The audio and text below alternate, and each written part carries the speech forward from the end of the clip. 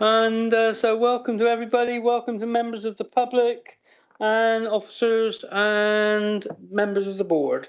So we'll get started fairly quickly. And I've got to run through some. Oh, and welcome to the people online as well. Mustn't forget you. Okay. I've got to do some housekeeping first. So if you would all like to listen, please. Thank you. So, yeah. Good morning, everyone. I'm Councillor Nick Cottle. I am the chair of the Planning East Committee. And this is Edric, who's my deputy. Right, next we're going on to this. Welcome everyone to the meeting. The meeting is taking place in the council chamber, Shepton Mallet, and we have members of the planning committee, officers, public speakers, and members of the public physically present in the chamber. We also have members of the public watching the meeting on Teams. Cameras within the council chambers allow us to film the meeting for viewers on Teams and also record the meeting. Therefore, any members of the public present should be aware that they may be recorded even if they are not participating in the meeting. If this causes you any concern, then please let me know now. No hands up. Okay. Members who have brought their own device with them should ensure that their cameras are switched off and, very importantly, their device microphone and speakers are muted for the duration of the meeting. Otherwise, this causes feedback on the council sound system. Public speakers contributing to the meeting virtually should switch their cameras off and put their microphones on mute until they are invited to speak by the chair. It is also not permitted for any other member of the public viewing by Teams to contribute to the meeting at any time. Should any member of the planning committee wish to speak, please raise your hand and catch the attention of myself, the vice chair, legal advisor, or lead officers. When members in the chamber speak, remember to switch on your desk microphone so that all those in attendance and viewing online can hear you. Please do not use the chat function within Teams for anything. All contributions must be made verbally. Thank you. And I will add, can we all make sure that we keep respect for officers and fellow members of the committee as well, please? That's just sort of drop that in there as a little reminder today. And can the mobile phones be set to silent or turned off? Thank you. Great. Okay, so next we go to apologies. And Chair, yes, I can confirm we have apologies from Adam Boydham, and Councillor Roswyk is substituting for him, and Councillor Benty Height and Councillor Philip Ham is substituting for her. Thank you, Martin. That's good. Oh, Edric, yeah. I just make it known that I've just received a doctor's appointment this morning. It's short notice. I will be leaving at 11 o'clock, but I will be back for this afternoon. All right. Thank you, Edric. Do we have any declarations of interest? Sorry, Mr. Chairman, point of order. Sorry, I think Helen Kay sent her apologies. Well, I'm apologising on her behalf. That's fine. We'll record that Helen has sent her apologies. Don't worry. Thank you. Was there anyone else while we're here? Is anybody missing? No? Okay. Thank you. Right. The declaration of interest. Do we have any declarations of interest? Yep. Rose. Thank you. The item coming up on Gypsy Lane, just to say that I spoke before I was a member of the committee as a ward member. I will speak again as a ward member and then I will leave the meeting. Thank you, Rose. That sounds like a very sensible thing to do.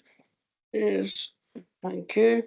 So we've got the minutes of the last meeting. Yeah. Barry? Can you put your microphone on, please? Declaration of interest, second item on the agenda. Yeah, that's great. Yeah, I think that would be a declaration of interest for that one. Thank you. Thank you. Okay, we're gonna move on to the minutes of the last meeting now.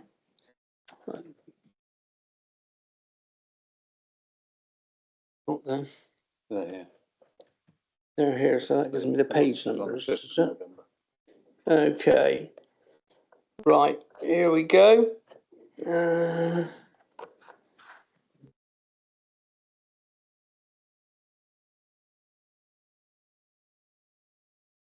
Oops, no, I haven't got them. Just excuse me a minute, hold with me. I'm just sorting it out. Yeah. Okay, has everybody had a chance to read the minutes? Okay, let me see if I can pick them up online.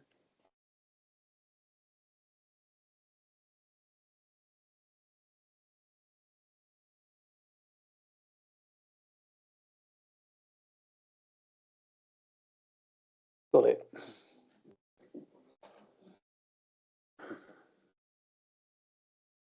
Okay, right, page 15.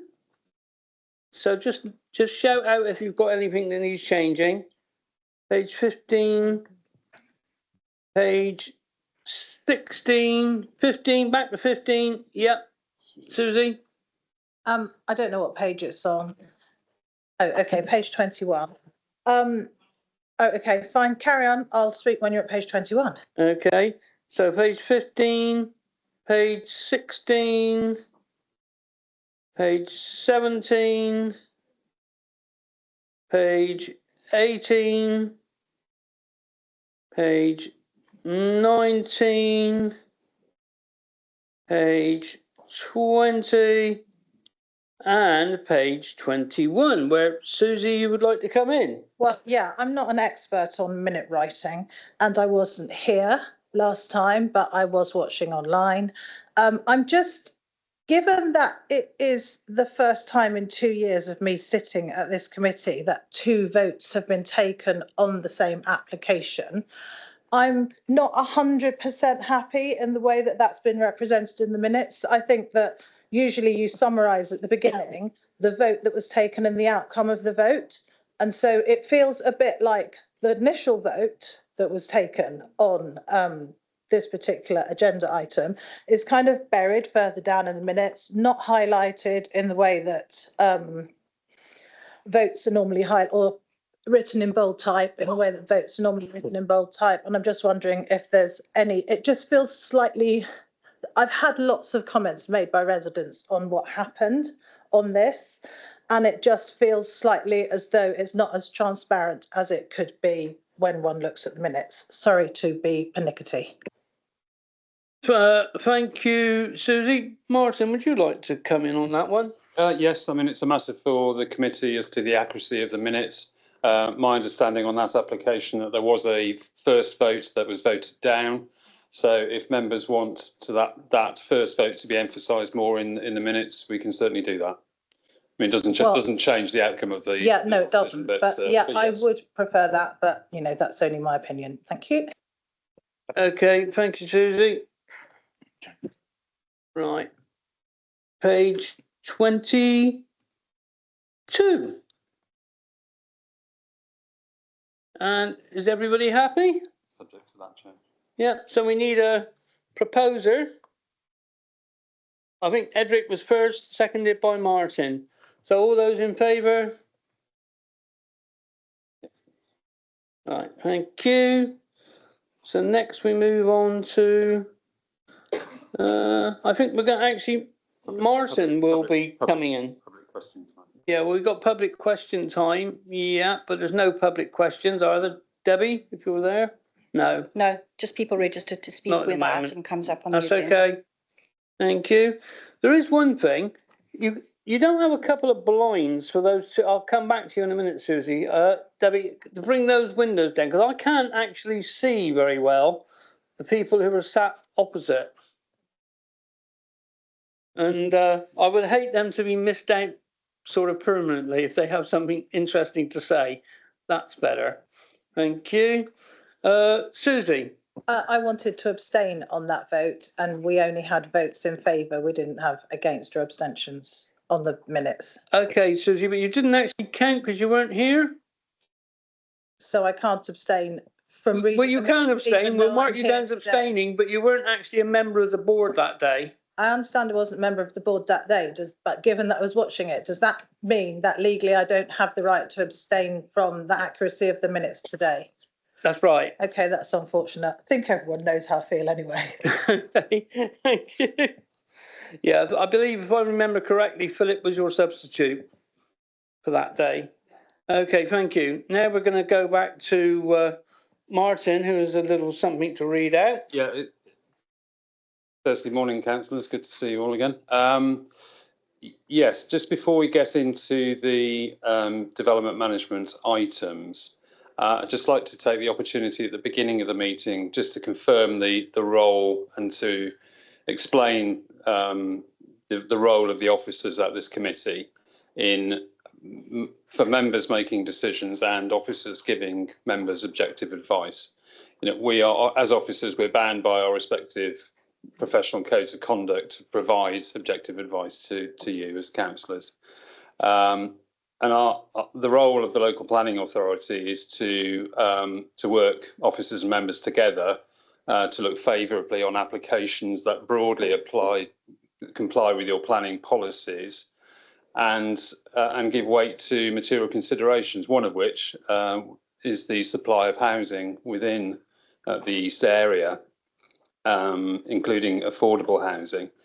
And this phrase is going to be mentioned throughout today. It's the tilted balance issue again, where because of our housing land supply position in the East area, we should only be refusing applications for housing where there's evidence that the adverse impacts of those developments would significantly and demonstrably outweigh any benefits of the proposal. That's where we are. That's the rule that is imposed upon us by government through the NPPF. The NPPF hasn't changed yet. We're expecting that at some point soon, but that is still the test that you have to apply. So the officer report and the officer presentation and answers to questions from members are all to help councillors, hopefully with clear and objective advice as to the evidence of whether there are adverse impacts that significantly and demonstrably outweigh the benefits. If councillors are minded to take a different view from the officer's recommendation, which you are fully entitled to do, what we would ask is that the reasons for going against an officer recommendation are explained to us. I'll come back to you. Yes, of course. Microphone, please. Yeah, microphone, please.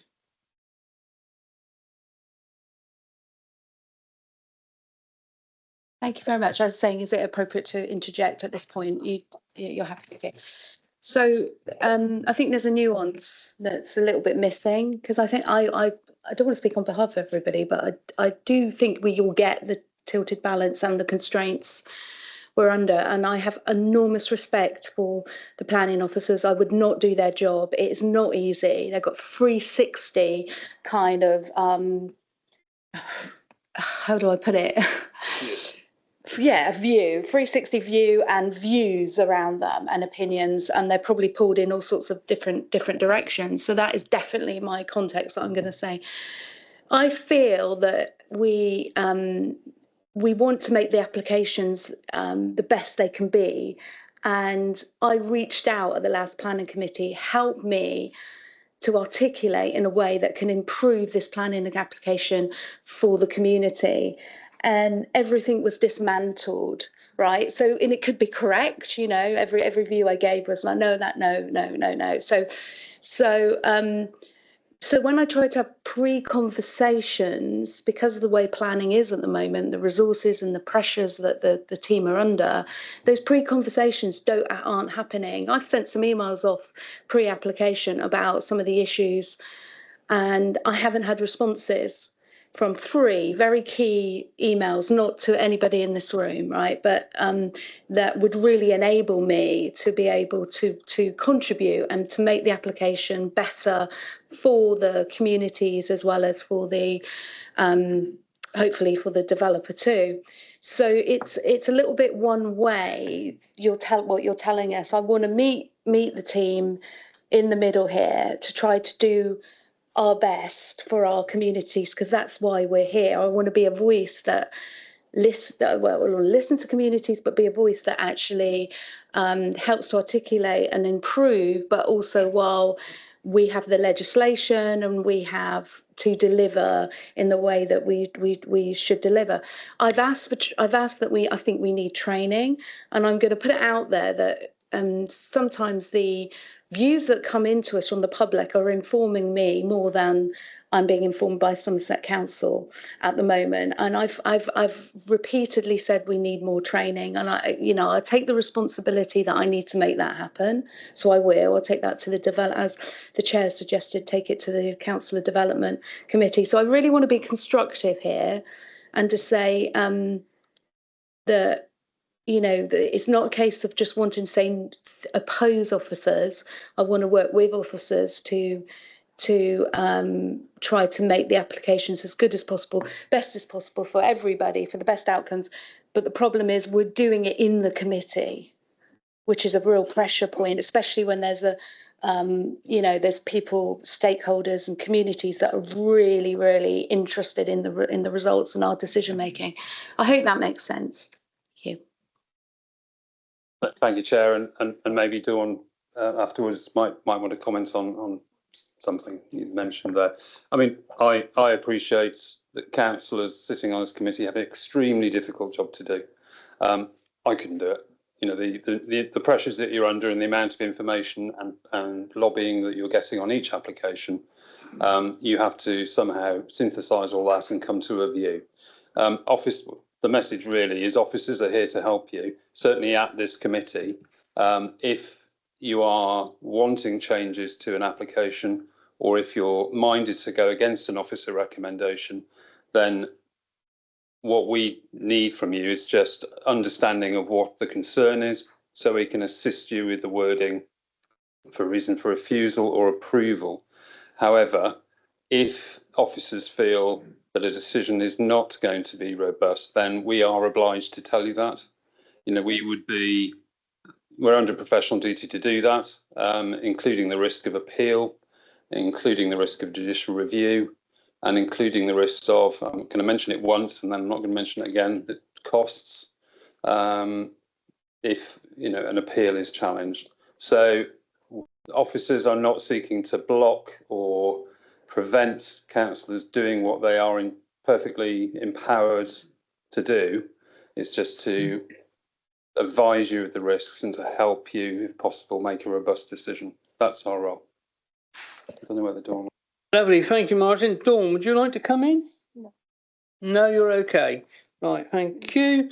So now we're going to hit on and get into the meat of the meeting. We'll go on to agenda item 5, which is the outline, the land at Gypsy Lane, basically. So I'm not sure who's presenting this one. Ed, yeah, I can't see you very well at the end this way. Okay, thank you, Ed. Your turn. Morning, Chair. Morning, members.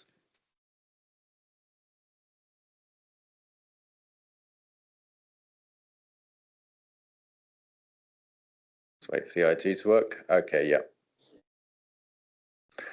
Yes, so this is application 2023/1515/out land at Gypsy Lane. It's an outline application with all matters reserved except for access for up to 47 dwellings, including affordable housing, open space, ecological mitigation and supporting infrastructure. This application was heard and deferred at Planning East Committee on the 1st of October, and it was deferred subject to clarification that the means of access as proposed can be provided without requiring land owned by a third party other than the Highway Authority. And as an additional point as well, in the room, members might remember that we were asked to provide some further information on the trigger points associated with the Section 106, so I'll be providing those as well. And just to remind members, on the screen is a location plan of the site, the main access at the north, which will be shown in more detail later. And again, just to remind you, that was the indicative site layout that was shown.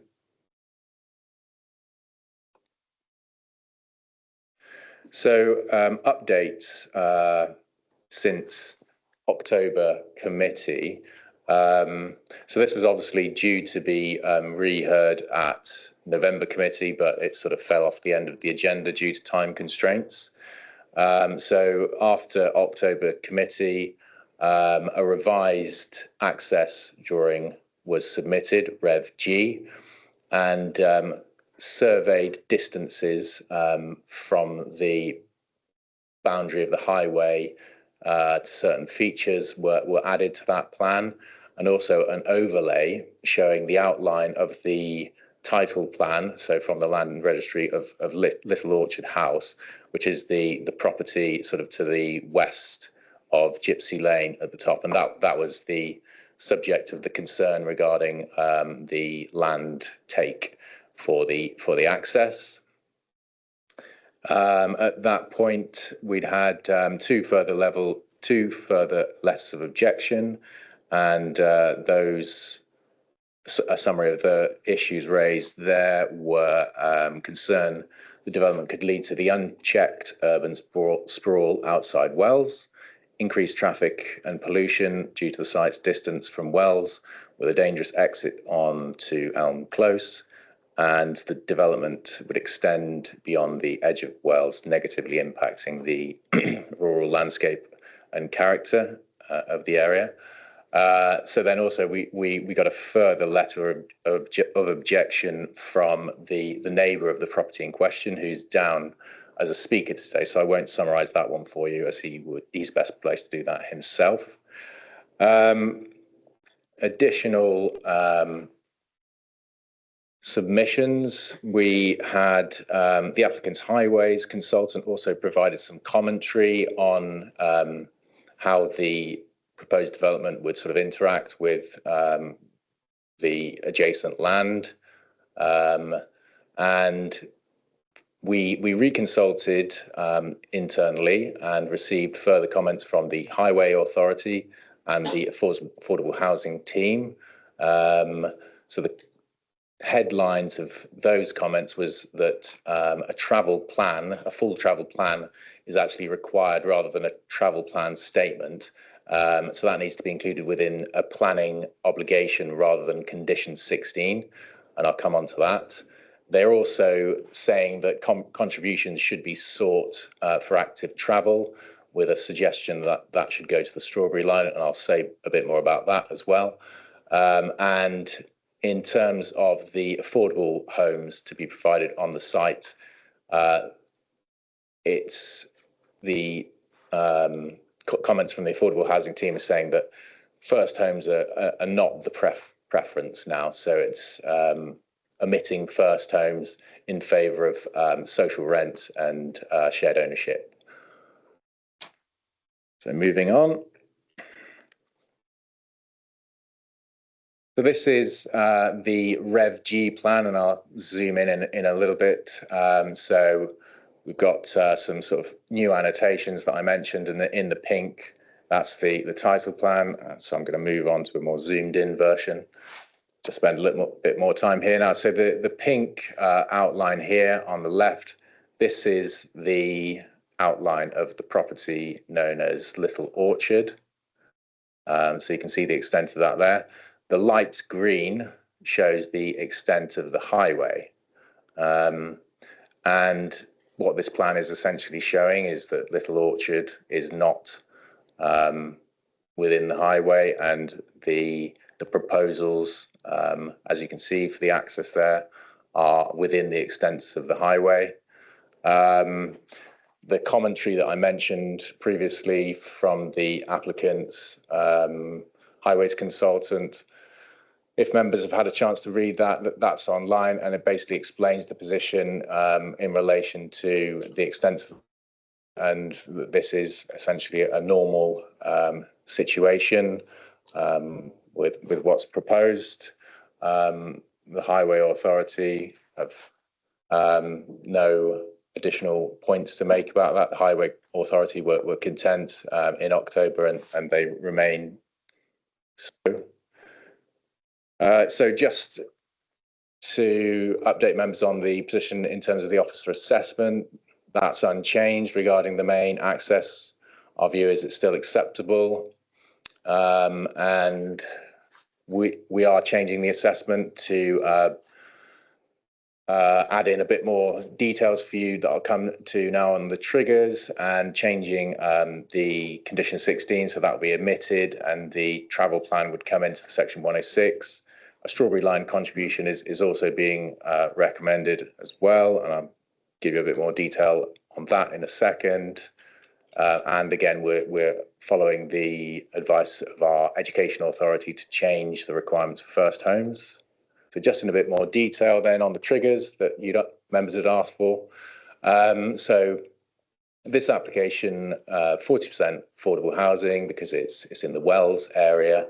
So the relevant trigger for that one would be not to occupy more than 75% of the open market dwellings until the affordable housing has been completed, fitted out and transferred to the registered provider. In terms of the education contribution, which is just over £207,000, 50% of that to be paid prior to occupation of 30% of the total number of dwellings, and then the remaining 50% prior to 60% occupation. The NHS contribution of just over £17,000 to be paid 50% prior to 50% occupation of the open market dwellings. The contribution to the multi-use games area, that would be prior to 50% of the open market dwellings. We've got one more page of planning obligations. In terms of public open space, the trigger points are, there's lots of them, essentially, various triggers relating to the submission of a plan, details of the local area of play and locally equipped area of play, transferring it to a management, etc. But the key one there, we think, is that that needs to be transferred prior to 75% occupation of the open market dwellings. Again, the travel plan, there's various triggers needed to secure that, but the key one is that the travel plan itself is submitted prior to commencement. And I think finally, then the Strawberry Line contribution, so that's just over 11,000 we are seeking to be paid prior to 50% occupation of the open market dwellings. And that brings us to the end of my presentation. Thank you very much. Thank you, Ed. Martin would like to say a few words. Just before we go to the public speakers, just to remind members that because this was deferred from the October meeting, it's only those members who were at the first meeting who can vote on the application. All members can contribute to the debate, other than Councillor Wyke, who's going to speak as the divisional member. But just those members who were at the October meeting where this was deferred can take part in the vote. And I think that's everyone apart from Councillor Denton and Councillor Reid, I believe. Don't think you were here for October, but you can contribute to the debate. Thank you, Jeff. Thank you, Martin. Councillor Hart. I don't believe Councillor Hart was at the meeting. Yes, she was. Yeah? Yeah. Okay. I thought October, yeah, Maybe. not November. Yeah. That's it. My mistake. Thank you. Okay, we'll move on to public speaking. And the first one is Steve Morley, please.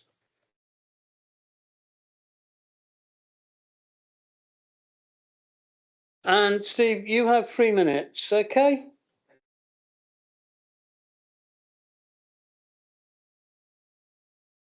That works. Okay. Yep. Good morning. Good morning, everyone. Good morning. So yeah, I'm Steve Morphy. Live in Gypsy Lane, as you've gathered already, I think, with my family.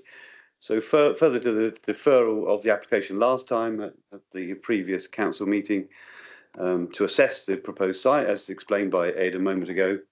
As it said, there's been more than a dozen new posts that have been made on the website, including new objections, updated drawings, correspondence, and further work recommendations, again, as outlined by Ed, and some proposed changes.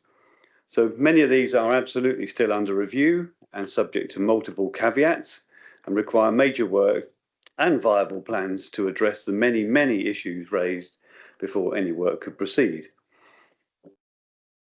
The proposed site plan and access drawings have been updated and are still clearly labelled illustrative only.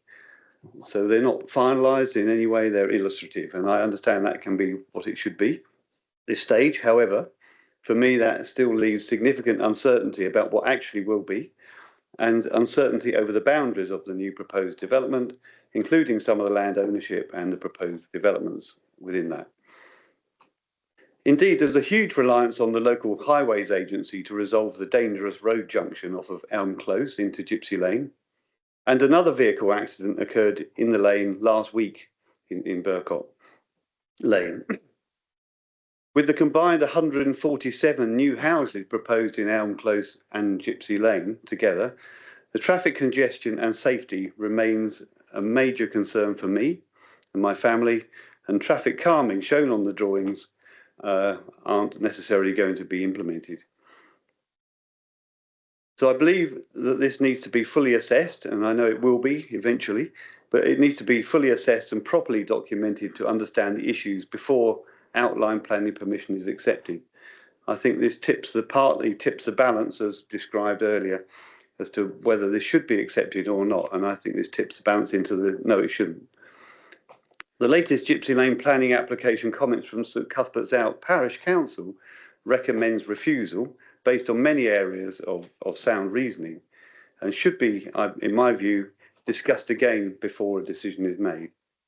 So based on the above, it seems to me impossible to make a final decision as to the viability of this site development on the basis of the rural location, safety, very poor sustainability and access at this time, and I share the Parish Council's recommendation of refusal of the proposed planning application as it is today. Thank you. Okay, thank you very much, Steve, Mr. Morley. Next we have Mr. Brian Underwood, please. And you have 3 minutes as well.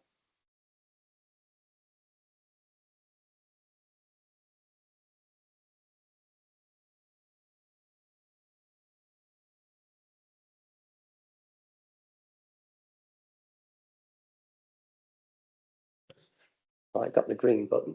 Yeah, good morning, everybody. I'm Steve's neighbour, and I've lived on Whoopie Road for 56 years, so I'm quite interested in this application. I'd like to object to it, basically, for the following reasons. And firstly, its impact on the landscape and relationship with the surrounding area. This site is well outside the city boundary, extending into open countryside, and it reduces the green gap between Wells and Wookey. If you imagine 47 houses on a steep field sloping towards Glastonbury, it would be just a peninsula of buildings surrounded by fields, visible for miles, and a huge adverse effect on the surrounding landscape of farmland. Compare this with the new house farm application, which will cause far less impact than the Gypsy Lane one. But this was initially rejected by Somerset Council for similar reasons. With a loss of other green spaces plus extra traffic from the site, the whole nature of the area would be changed and negatively impact on the local identity for the detriment of everybody.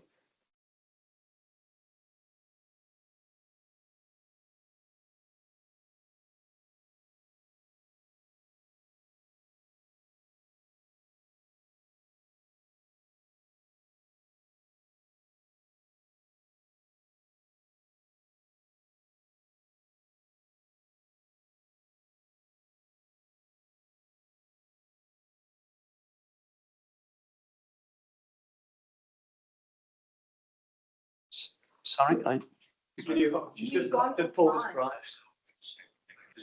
the internet's gone down, so I can't hear you. was I talking to myself? When you started getting the feedback, that's when the internet. Okay. Are we back in action? Sorry about that. We were 1.5 minutes in. Do you want to start the speech again, or do you want to just Or should we carry give on? you we'll give you a bit of extra Oh, thank leeway? Okay. Yeah. Can you hear me without the? No, the people at home can't hear you. Sorry. Okay. Okay, we can carry on. Thanks. Okay, now, so where was I?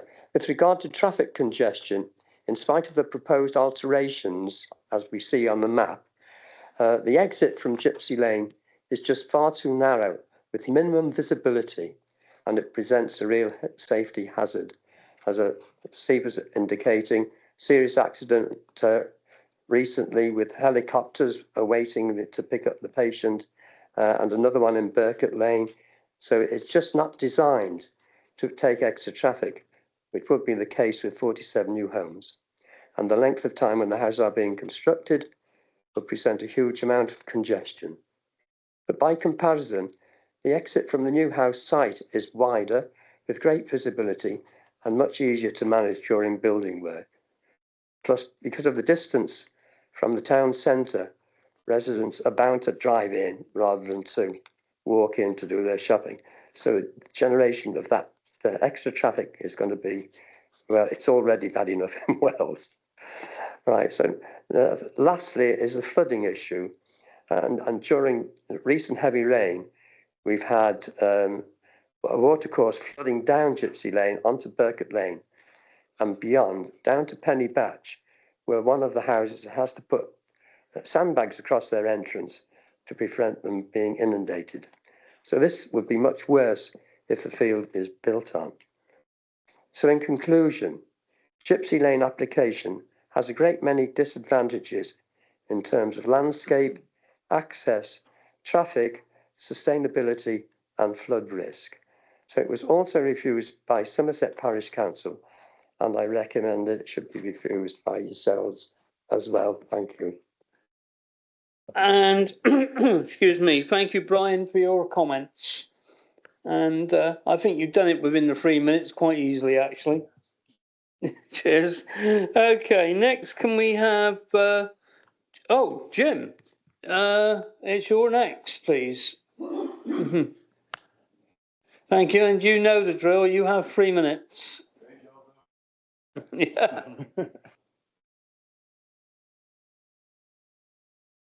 Further to my comments on the 1st of October, there are numerous good documented planning reasons for rejecting this application, not least the Ribbon Development Act of 1935, which is the main reason we have planning laws in the first place. I will concentrate on the access. You've heard about the western side of the proposed access. I will concentrate on the deficiencies on the eastern side. I refer to the preliminary access layout and traffic drawing G, which is up on the board. You will notice that the northern limit of the proposed development, the red line, is about 9 metres south of the existing junction. The green line, showing the indicative extent of public highway, is well to the south of the existing standing hedge. The drawing shows an intention to move the proposed junction onto land north of the apex of the present owner's holdings, i.e. onto property owned apparently by David Wilson Homes. Furthermore, condition 16 gives a requirement to provide in perpetuity visibility displays for 65 and 69 metres down hedges on either side, which are not under the control of the developer. You might like to question the discrepancy.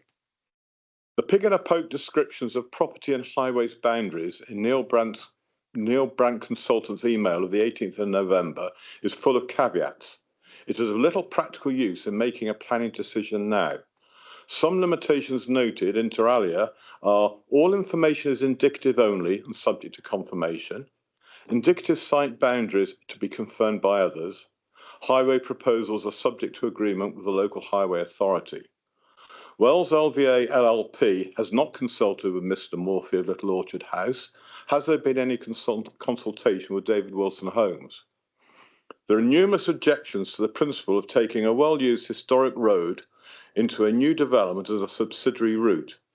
The obvious answer to the whole access problem would be to leave the Gypsy Lane junction alone and for the proposed development to gain entry onto Elm Close via the new David Wilson Homes development. Has this been considered, and if not, why not? In last month's meeting, the officers explained that a single good reason for refusal was more powerful at a planning appeal than a multitude of concerns. This committee has the power and obligation to refuse planning permission until suitable access arrangements are demonstrated. Due to the legal uncertainties of the actual ownership boundaries, both east and west of the proposed junction, I suggest to the committee that this application be refused until there is either A, documented evidence of consultation and agreement with the owners on both sides of the junction, or B, alternative access through the David Wilson Homes site has been negotiated. In the meantime, has there been any discussion on a suitable S106 agreement to provide A, the provision of community facilities which are lacking in the neighbourhood, and B, enhancements to the local roads, Gypsy Lane and Burcott Lane, to cater for the increased traffic as a result of this application? Thank you, ladies and gentlemen. And thank you, Jim. Cheers. Next, we're gonna come to Ros next, who is, you will notice, as a member sitting on the committee, but Ros had already booked her 3 minutes before, and I think you'll be leaving the room after you've had your 3 minutes, Ros. Okay, thank you. Right, thank you. I have spoken before as ward member on this item. There are, I think, 3 underlying issues which I don't think have fully been addressed. One is, and I've had quite a lot of correspondence from people who drive tractors and trailers and a number of other things, and they're asking, has a real swept access diagram being generated by highways to demonstrate the ability, because there is considerable farm traffic, and I couldn't find anything in the pack online. Maybe I missed it, or maybe it doesn't exist, but there is concern about that. The second thing is that we're very guilty, and it's not just this application, of looking at an application from the nearest place, and this time it's from the City of Wells looking out. But actually, if you look at it from a different perspective, i.e. from the Glastonbury side, looking towards Wells, then there is real landscape issues around here. And we've seen it again and again. The 3-storey houses in Cokesley, fine within the context of that community, but if you look anywhere else towards Glastonbury, looking towards Cokesley, these sit on the highest bit of ground and are very visible and inappropriate. So I actually ask that we consider that. The third thing is that, and this is a broader piece, but I think it's really important. Planning East does not have SIL. That is Community Infrastructure Levy, which the other areas of some sector has. And the argument at the time by the planners was that we have 106 to provide an alternative. But on this occasion, as far as I can see, once you take out the statutory education and the NHS, and this is basically a little bit of contribution to a play area, there's no real contribution to the wider community. And I do think that this area, again and again, we see massive applications for much needed housing, but failure to recognise there's no village hall, there is no other community infrastructure. And I really do suggest that we are missing a chance. We should, instead of doing an automatic SIL, which you get everywhere else in the county, Mendip should have a SIL for community infrastructure. And that is missing on this application. I appreciate there's education and NHS, but hey, everyone has to do this. The SIL is specifically for the community. And other than 11,000, which is great to see towards the Strawberry Line, but that runs out at about 240 odd pounds per house. And comparison to what you pay for SIL in Taunton, it's peanuts. And I do suggest that we do think seriously about, on every single application, we have real community infrastructure alternatives within the 106. But other than that, I am concerned about the access, and particularly about the farm activity on that lane. And the point made by the previous speaker is well made, and that is that the associated lanes, which I use daily, are very narrow and have to be upgraded, some of those junctions, because people are going to use them. And I know it's not within necessarily the Sorry, Chair. the remit. Thank you. Remit of this committee, but I think we should note that the associated infrastructure needs to be upgraded. Thank you. Okay, thank you, Ros. I think you're slightly over your 3 minutes, but that's okay. We'll give you a couple of seconds to get out of the room before we get the next speaker in. And the next person will be Mr. Alex Bullock, please.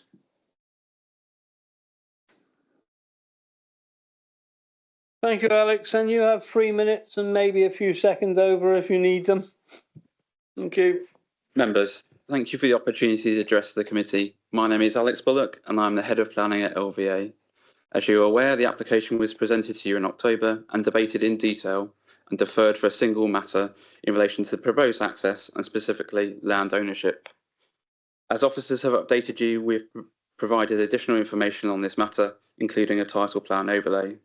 This information confirms what we have always considered to be the case, that we do not and have never proposed any part of the access on land other than our own and that of the adopted highway.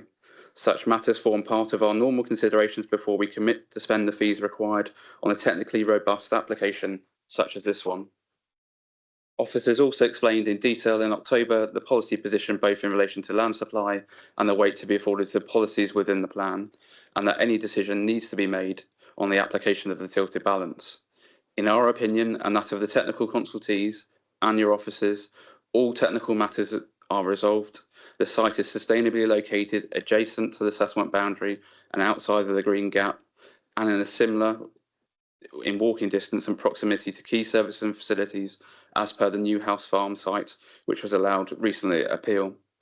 We note that within the updated papers, further detail has been provided in relation to the obligations and associated trigger points. This includes an additional contribution towards the Strawberry Line, and I can confirm on behalf of the applicant that we are comfortable with the trigger points proposed.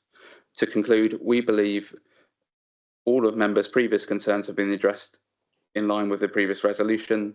There are no outstanding technical objections and no valid reason to oppose this scheme, with the benefits being significant and far outweighing any harm identified.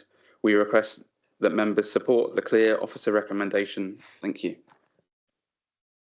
And thank you, Alex. Cheers. I think you're within your 3 minutes, so you're okay. Brilliant stuff. Officers, would you like to respond to anything?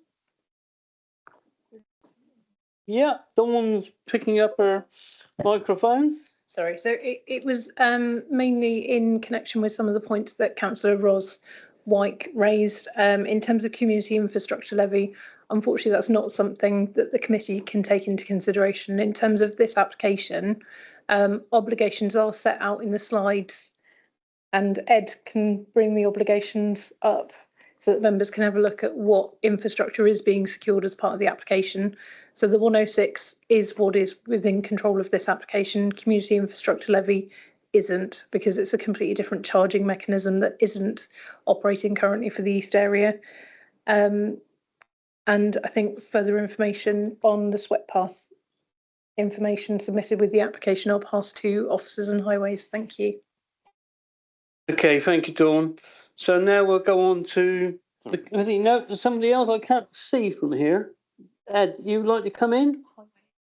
Highways, yeah. Come on. Good morning, all. Yeah, just to confirm regarding the comment about the sweat path drawing, we have received a sweat path drawing. It's part of the transport assessment, one of the appendices. We have assessed it and it's absolutely fine for large vehicles. Okay, thank you. Did everybody catch that? Yep. Okay. Any more officers want to come in? Ed. Thank you, Chair. Sorry, as a further update that I should have actually mentioned during my presentation. In October, the 5-year supply position was 3.24 years. So the supply we had was 3.24 4 years of supply. Since October committee, our 5-year supply position has been updated. That gets updated every year, and it is now 3.7 years. So we've got a bit more supply than we had in October position. In terms of the officer assessment and how that supply feeds in, there's no change. We still think that the supply of housing should be attributed significant weight. So that's just an additional update in terms of supply. Okay, thank you, Ed. So now we will move on to the committee. And who would like to open the batting? Please. Comments? Queries? Yes, Susie. I mean, I feel quite strongly that last time we heard this, I remember saying that I felt as though I was being given two different stories. I was being told on the one hand that the land around the entrance was owned by an individual, and I was being told on the other hand that it was within the control of the people making the application. And we've come back and we're still being told two different stories. So I don't understand. You know, we've got people speaking, telling us that the land is within their control, and we've got assurances from yourselves that the land is not within their control. So which is it? Because it's really difficult when we're being told two different stories. I think that's Ed. That'll be in your department. Yep, I can come back on that one. Thank you, Councillor Hart. I think first thing to say is we are being belt and braces here in the first place because this is essentially not a planning issue.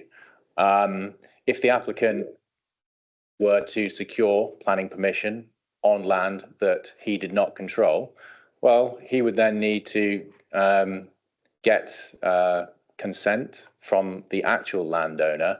He would essentially be giving the landowner a ransom strip. As the applicant explained, that would not be in his interests financially, and it's part of the diligence that they do as part of putting forward an application in the first place. What we did last time was over and above what we would normally do, and we're coming back with some additional information now, and the additional information is the title plan. I do have a copy of the title plan, physical copies, if that would help members. But essentially that's the purple outline on the updated plan, and the access is within the limits of the highway, and that is what's shown on that plan, that Rev G. The applicant's highway consultant has been out on site. He knows the site. He's been out on site since October committee and taken measurements. He's poked around in the hedge, looked for original fence lines, identified features such as the sign that says Gypsy Lane. So essentially, well, yes, I'm aware there are two sides to the story, if you like, but if that is if it were the case that the access was on land not controlled by the applicant or the highway authority, the applicant would be giving the alternative landowner a ransom strip. Yeah, I understand that. It's just difficult when most of our decisions seem to be heavily influenced by the so-called tilted balance. And as a committee, we will then think, oh, we've done something positive towards resolving the issue with the tilted balance. We've given planning permission for, as we have in Butley, houses. Now there's an issue there with the parish council owning land. The same thing here. It just doesn't seem like an ideal situation, sorry. It may not be within the realms of planning, but it just seems difficult. Thank you. Okay, thank you, Susie. You are supposed to come through the chair, okay? Right, Ed, have you got any more to add, or are you finished for now? Yeah, Dawn.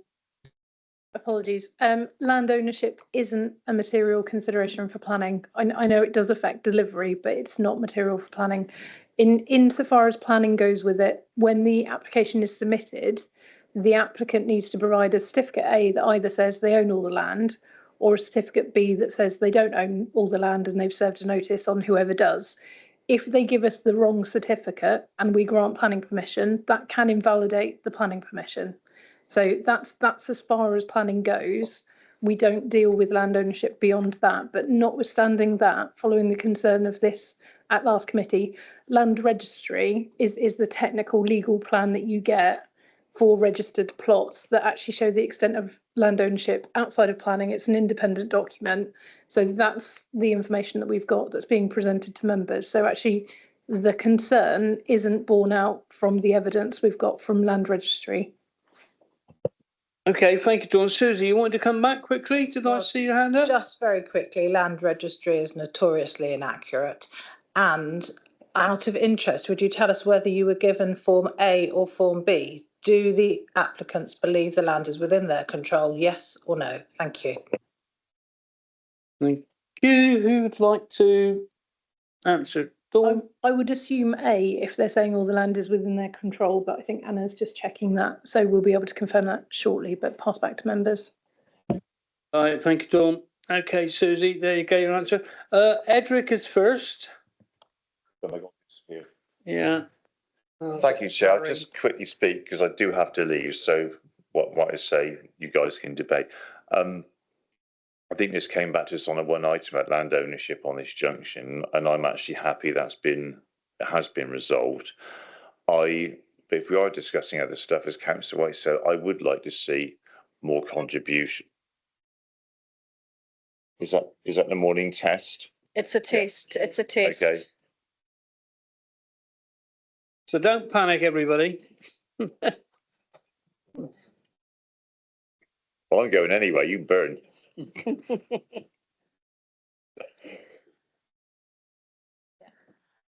Thank you. So I'm quite finished here. So I'm happy that the highways issues have been resolved, although I do share Councillor White's concern that maybe there should be more contribution or a contribution towards local infrastructure. I'm sad to see that only £11,000 goes towards the Strawberry Line, but you'd expect me to say that as an ardent cyclist. And I think all the developers in this area within a mile or so of the Strawberry Line have gone, oh, we can connect to the Strawberry Line.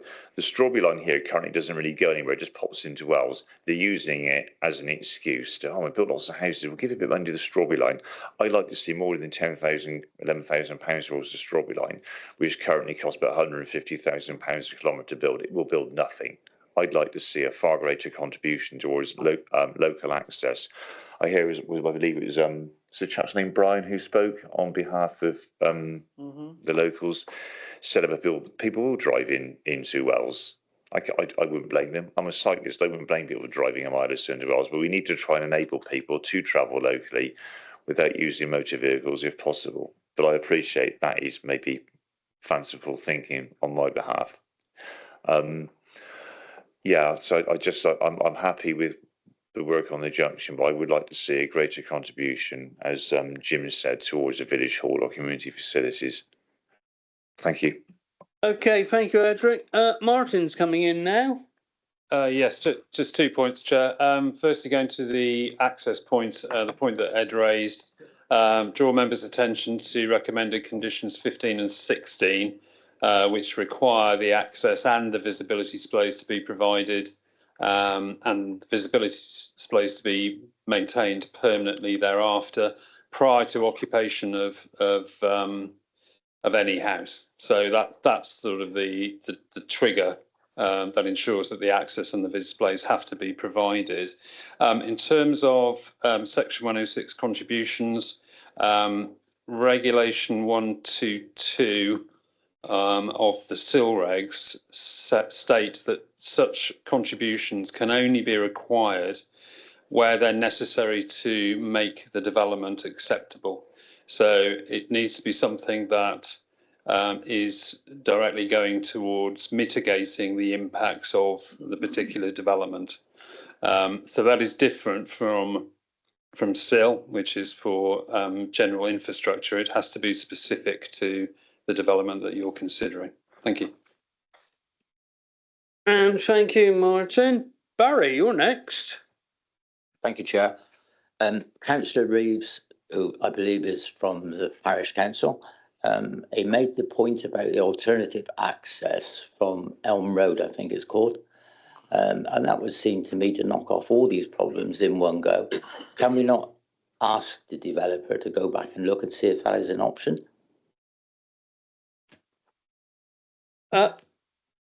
Yeah, who would like to come in? Martin? Well, I will. I think, Chair, as we've mentioned previously, you have to determine the application that's in front of you, Councillor. And, you know, whilst an alternative might be feasible, you have to look at what's being presented to you today and make a decision on this application and these drawings. Thank you, Martin. I think that clarifies for you, Barry, because you've had that before. It does, Chair, but all I was going to suggest was it would just go to another deferral. I wasn't suggesting we don't determine this application.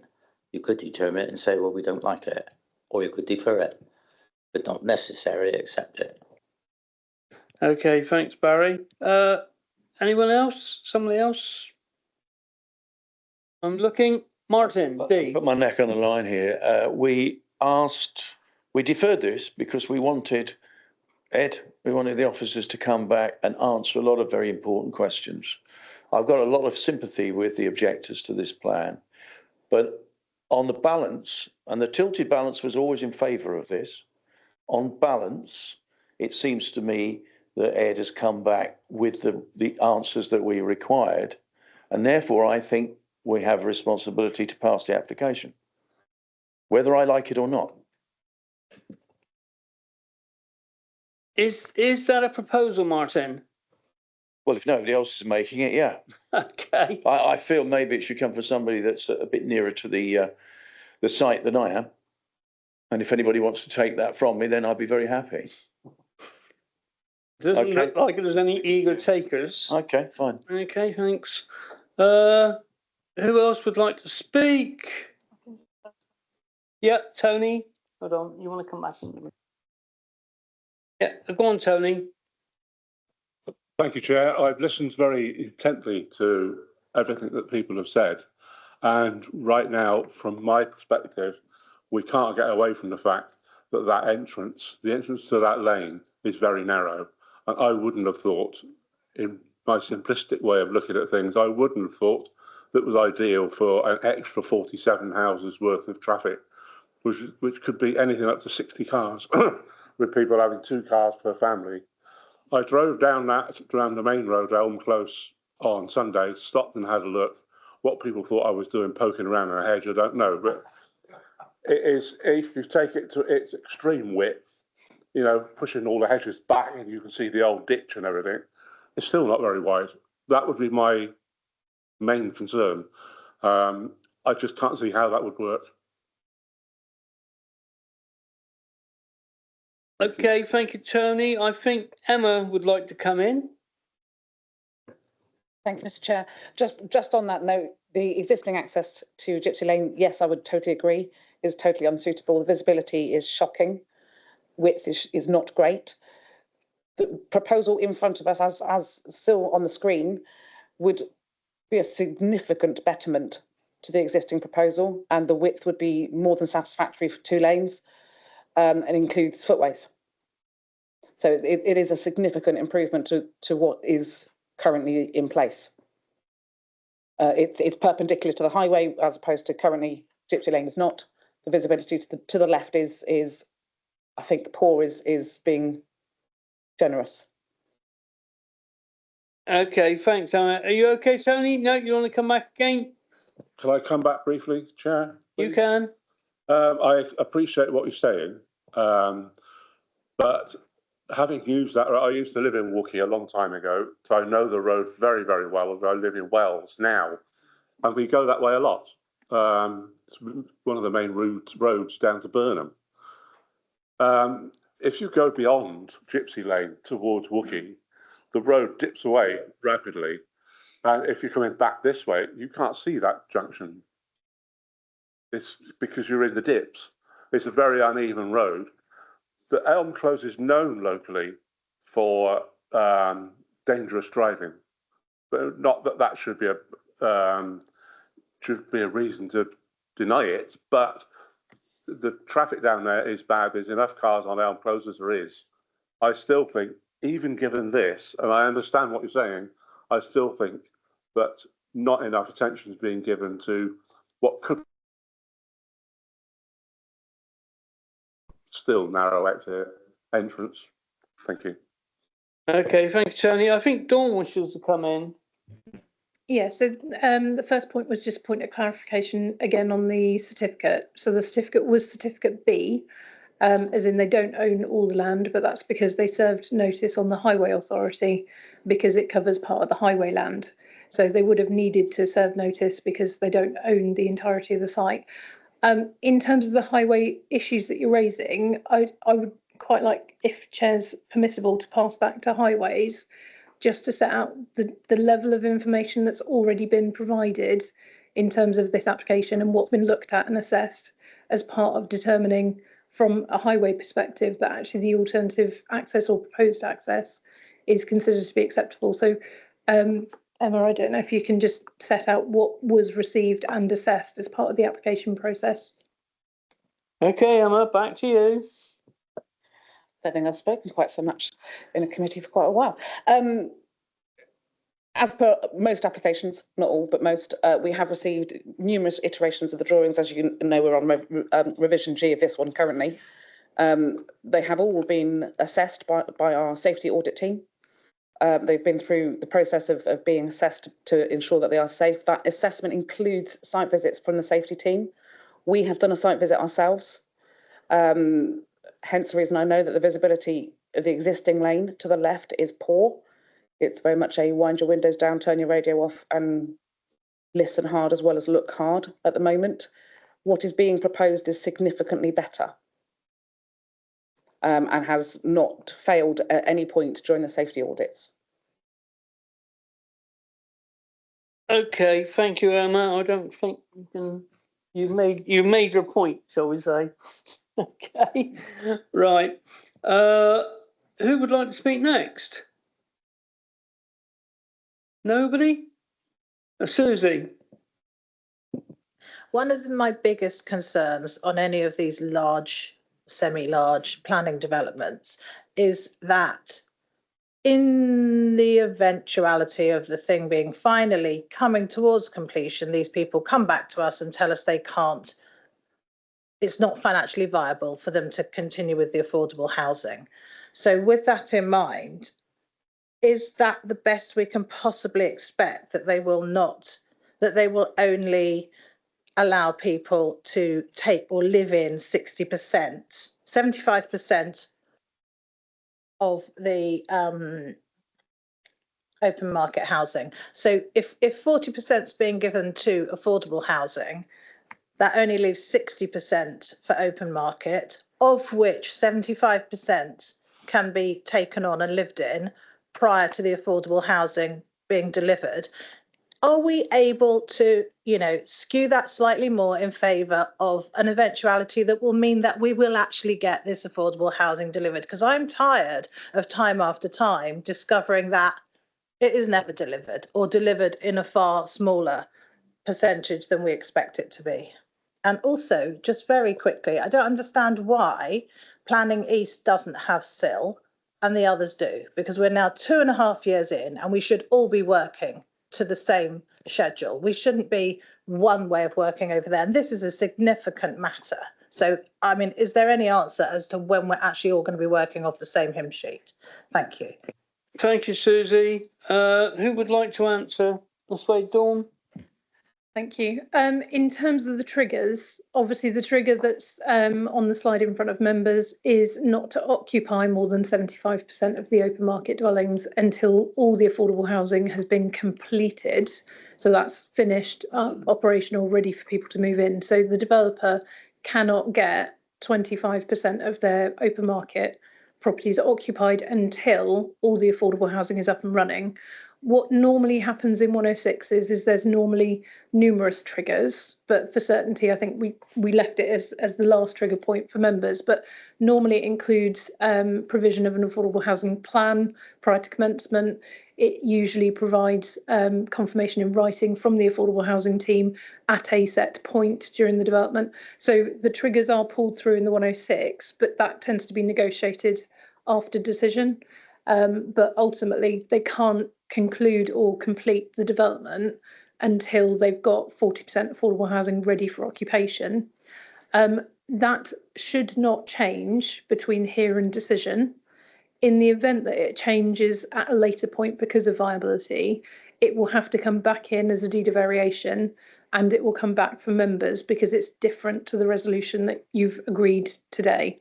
So it shouldn't change. The developer is here in the committee, so they've heard members' concerns. But if it does change, it would be subject to another application that would be back before members. Thanks, Dawn. Martin, you look a bit eager. Try not to. Yes, just to follow on from that, and another clause that usually goes into Section 106 agreements is a requirement early on for the developer to enter into a binding contract with the registered provider, so they are contractually obliged to provide that percentage of affordable housing to them. So that is also a trigger that we use. Thank you. Okay, thanks everybody. We seem to have run out of steam on the debate, but we don't have a seconder for Martin's approval for recommendation for approval. We do. We have the other Martin who is going to second Martin D's proposal that we go with the officer recommendation for approval. So I think we can safely move to the vote. So all those in favour of going with the officer recommendation for approval, please show now. Two. Okay, we have two. All those against? 1, 2, 3, 4. Four. And abstentions? 2. So that's proposal is lost. So we need a fresh proposal. Just to record, Councillor Denton's left the meeting. Okay. So do we need a proposal from someone?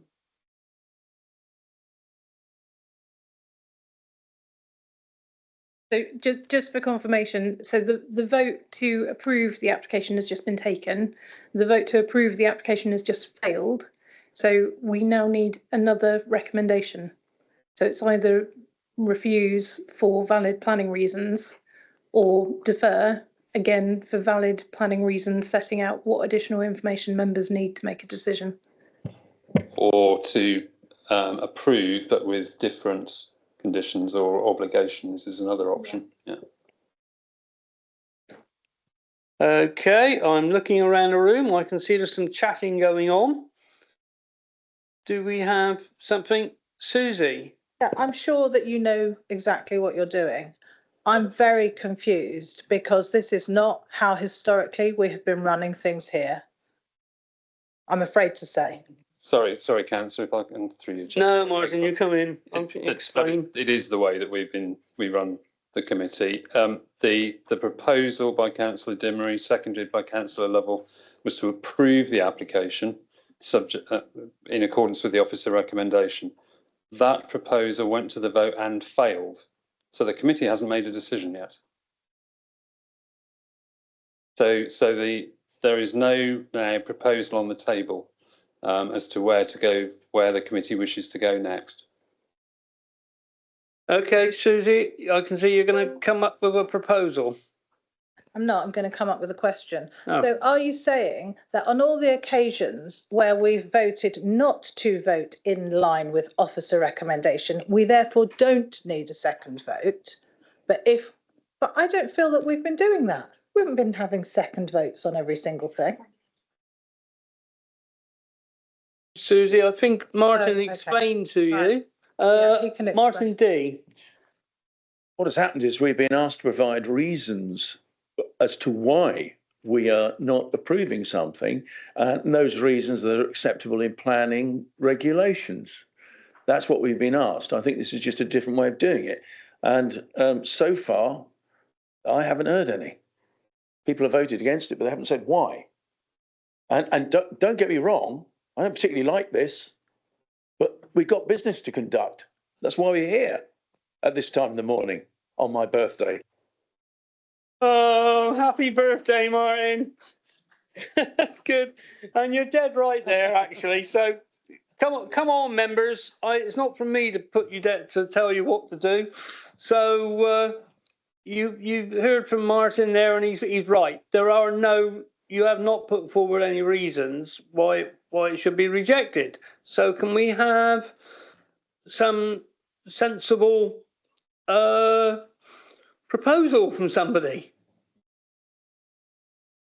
Rob. Thank you, Chair. I don't know if I'm allowed to put in a proposal, as I'm not allowed to vote. But can I suggest that maybe, Martin has described the situation perfectly.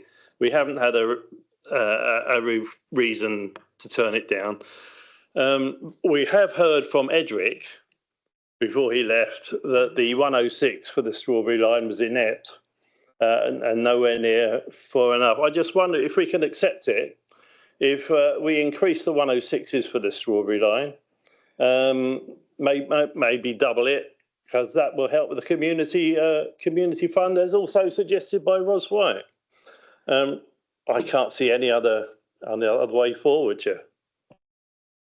Thank you, Rob. Martin's going to tell us whether that is possible. Well, yes, Chair, is the answer. If members feel that an increase in that financial contribution is necessary to make the development acceptable, I wouldn't put a figure on it, but I would say if members feel that current contribution is not acceptable, then you could be minded to approve the application subject to officers negotiating a higher contribution.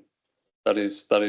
Officers feel that what they put in the report is right, but obviously, Councillor, the Vice Chair feels that it's not high enough. So that is one option that the committee could follow. And Dawn, I think. Okay, thank you, Dawn. Thank you. Can you just move it on to the next slide, because that actually shows the contribution that's currently being sought. So for officers, in culmination, because the issues that I've heard about the sort of infrastructure provision from this site. So the site is providing public open space, a local area of play, a local equipped area of play, a travel plan which will have financial contributions in it, and a Strawberry Line contribution, which is just shy of £11,500. If members did feel that that figure wasn't high enough, they can vote and second it to be deferred to officers to increase that figure. The caveat I will say is it will be increased relative to the viability of the site, because we wouldn't want to lose 40% affordable housing. So 40% affordable housing is the policy compliant position. So obviously we would like to maximise the contribution for members if that's what members feel is directly required as part of the development. But we would try not to make it impact affordable housing, because obviously 40% is what members are voting on today. So if we can increase the contribution and still retain 40%, that can be recommended to be delegated to officers. Okay, I think, do we have a proposer for this to defer for this to happen? Not defer. Apologies. So if members do want that figure revised, that can be their decision today. So as long as that's revised and we retain 40% affordable housing, that's then delegated to officers. Okay, thank you. So did we all understand that? Phil, you're proposing, are you? No. I'm a little confused. Probably a few others are. I think we all are confused, but me more so than most. Earlier on, there was a lot of talk about damage to the landscape. Visions from Glastonbury, it stood out like a sore thumb. Can that be a reason at this point to reject this? Okay, who wants to answer this one? Well, I'll start. I mean, the Yeah. impact on the landscape is clearly a material consideration for the committee. However, the officer report sets out that landscape impact would not constitute a defensible reason for refusal. But Dawn, can I through you, Chair? Thank you. In terms of the submitted information that's been provided and assessed by qualified landscape officers, the application was supported with a landscape and visual impact appraisal that did consider the landscape impact to be minimal in terms of protected views and landscapes and views. So based on the information submitted and assessed, we as officers, we would probably advise you against going for a landscape reason based on the information that we've had reviewed and confirmed as acceptable. Thank you, Dawn. Thank you, Martin. Phil, I think you've got your answer, and that's a no. Right. Okay, Susie. I thought that Councillor Roswyk. Sorry, could you not do that? Michael, Mike, you shouldn't do it. Okay, back to you, Susie. I thought that Councillor Roswyk mentioned that, but maybe she wasn't specifically referring to the report you just spoke of. I thought that she mentioned that that had been conducted from the perspective of the impact on Wells rather than the impact of the view coming in from Glastonbury. I'm just getting Anna to check it, but normally what happens with an LVIA is the landscape consultant contacts the landscape officer of the council before they undertake the work to establish key viewpoints where you can see the site from. And that's usually in a sort of rounded view rather than just in one direction in particular. Obviously, the comments from the councillor, obviously there appeared to be acceptance of limited view from one aspect, but quite significant view from the other. That's not borne out through the LVIA. But I'm just passing through to Anna so she can confirm the viewpoints.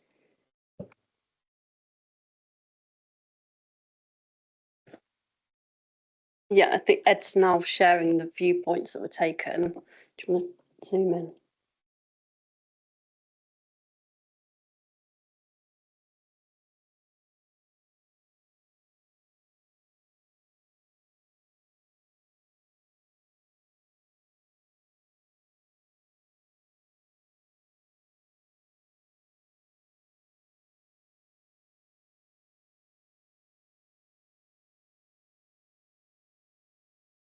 Sorry, I've got to ask, what point are we going to be making?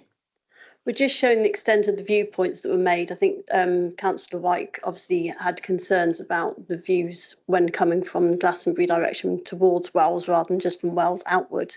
So we're just showing the extent of the viewpoints that were culminated in the landscape and visual impact assessment. Okay, thank you, Anna.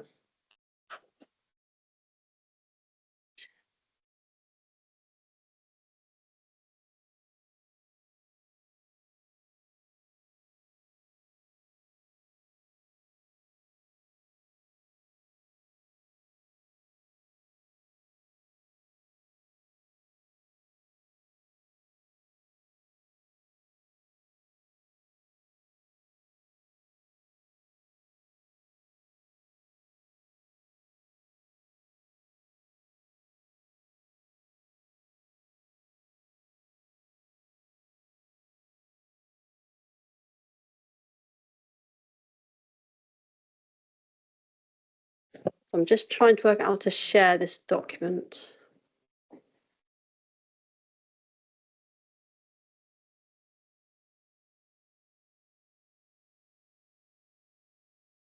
Okay, so this is viewpoint 9, which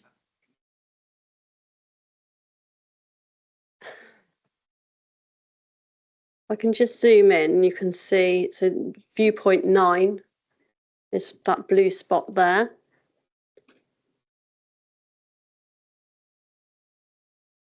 So that shows the extent of the site with the red line.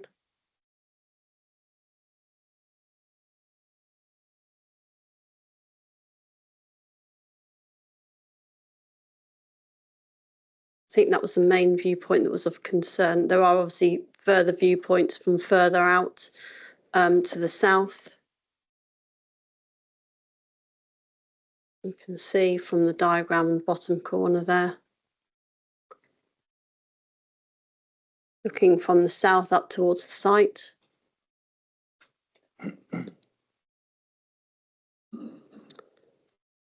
Further afield from the southeast.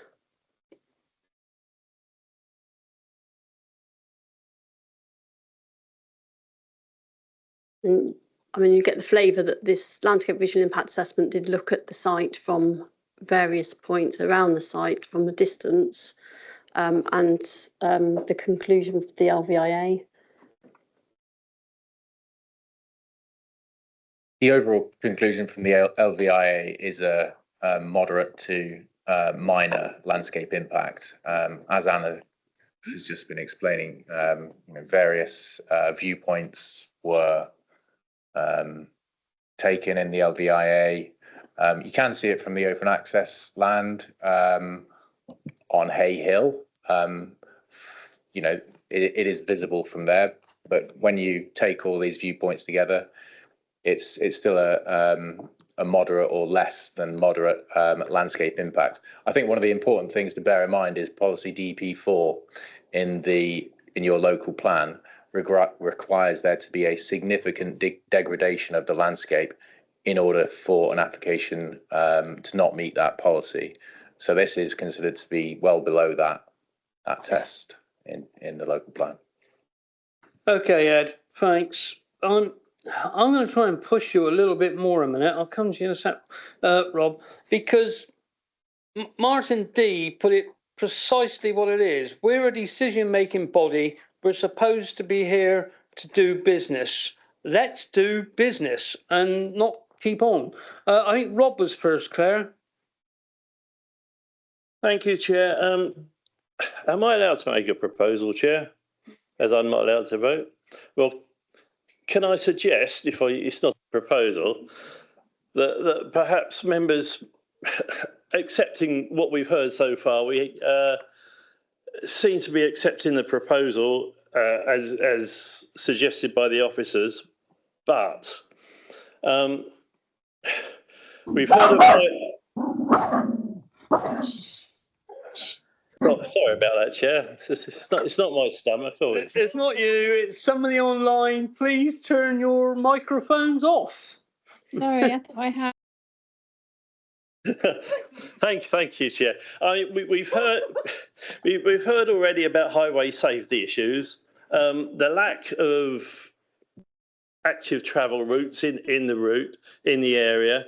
So can I suggest that perhaps we might consider accepting this proposal as proposed by Martin earlier, but as the officer said, deferring them to have a substantial increase in the 106 to the Strawberry Line, which will increase the active travel routes and help highway safety.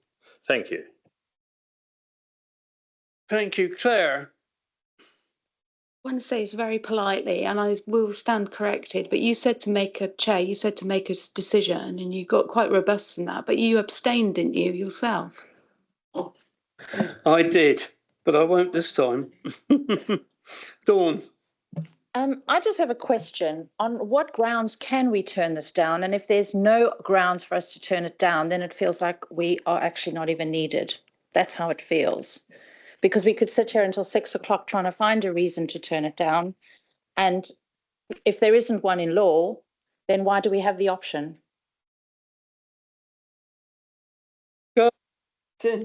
Yeah. Well, the law and the test that you have to apply is, does the development accord with your policies in the development plan? If it does, then you should be granting permission unless there are material considerations indicating otherwise. Now, there will be situations where developments don't comply with your policy, and you can refuse them. There are developments that will comply, but they have some issues. It is to do with the planning balance. And the advice on this application from officers is that that their professional view is that there are no reasons for refusal that cannot be overcome by conditions or Section 106 obligations, hence the recommendation to you. So unless, as I indicated earlier, members can advise officers as to why they feel the development is unacceptable and that is capable of being defended on appeal to a planning inspector, then we're in difficulty. Sorry, just Councillor Hart. Rob, you made a suggestion. I don't know whether, because you can't vote, I don't think it's appropriate to actually make a proposal. But if any member wishes to, I'll make the proposal. right. Thank you, Jim. Okay. Do we have a seconder for my proposal, which is actually Rob's proposal? No.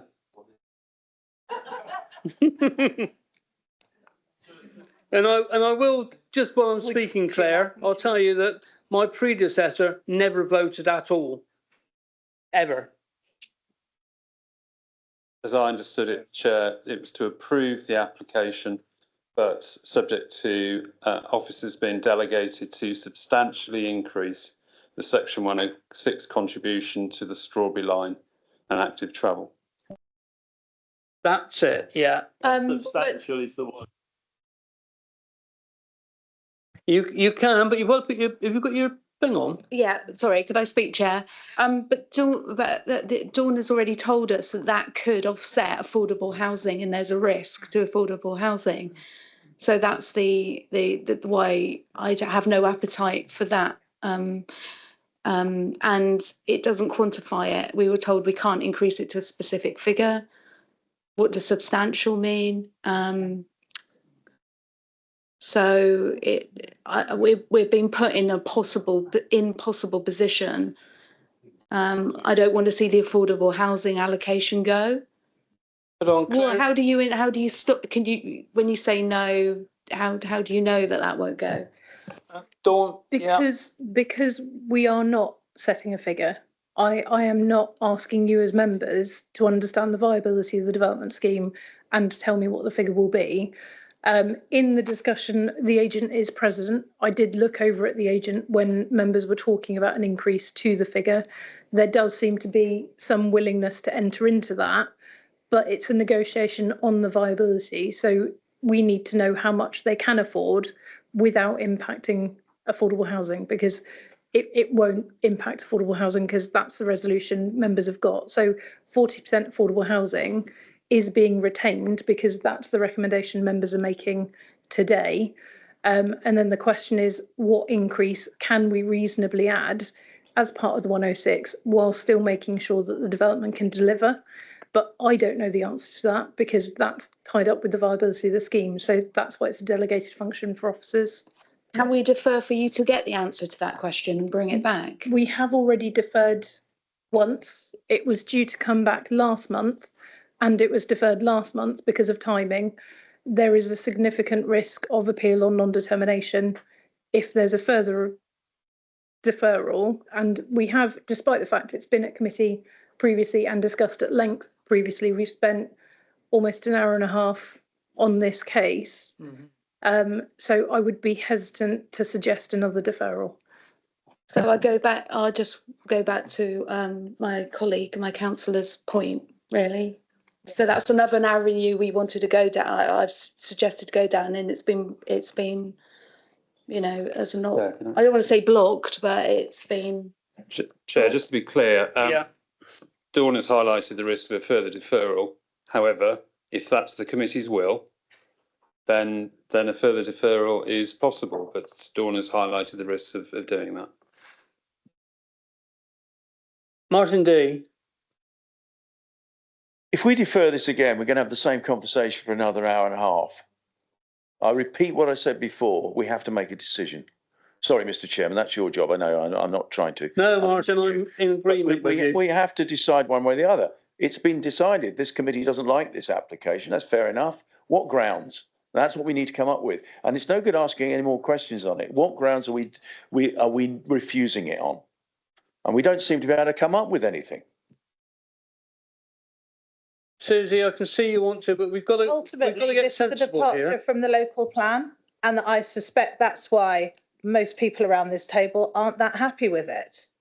It's a departure from the local plan, and yet time and time again, we're being told that we have to allow planning in places despite it being a departure from the local plan because we're in a tilted balance. And we are literally going around and around and around with this same problem time and time again. It's that simple.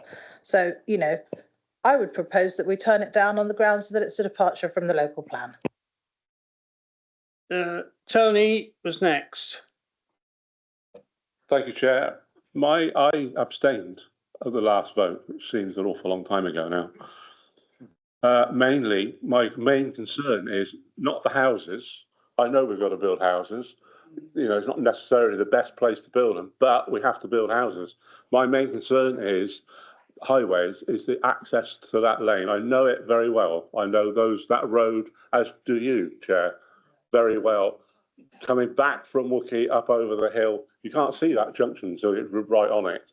If there was some commitment to improve the junction, I wouldn't have a problem with this application.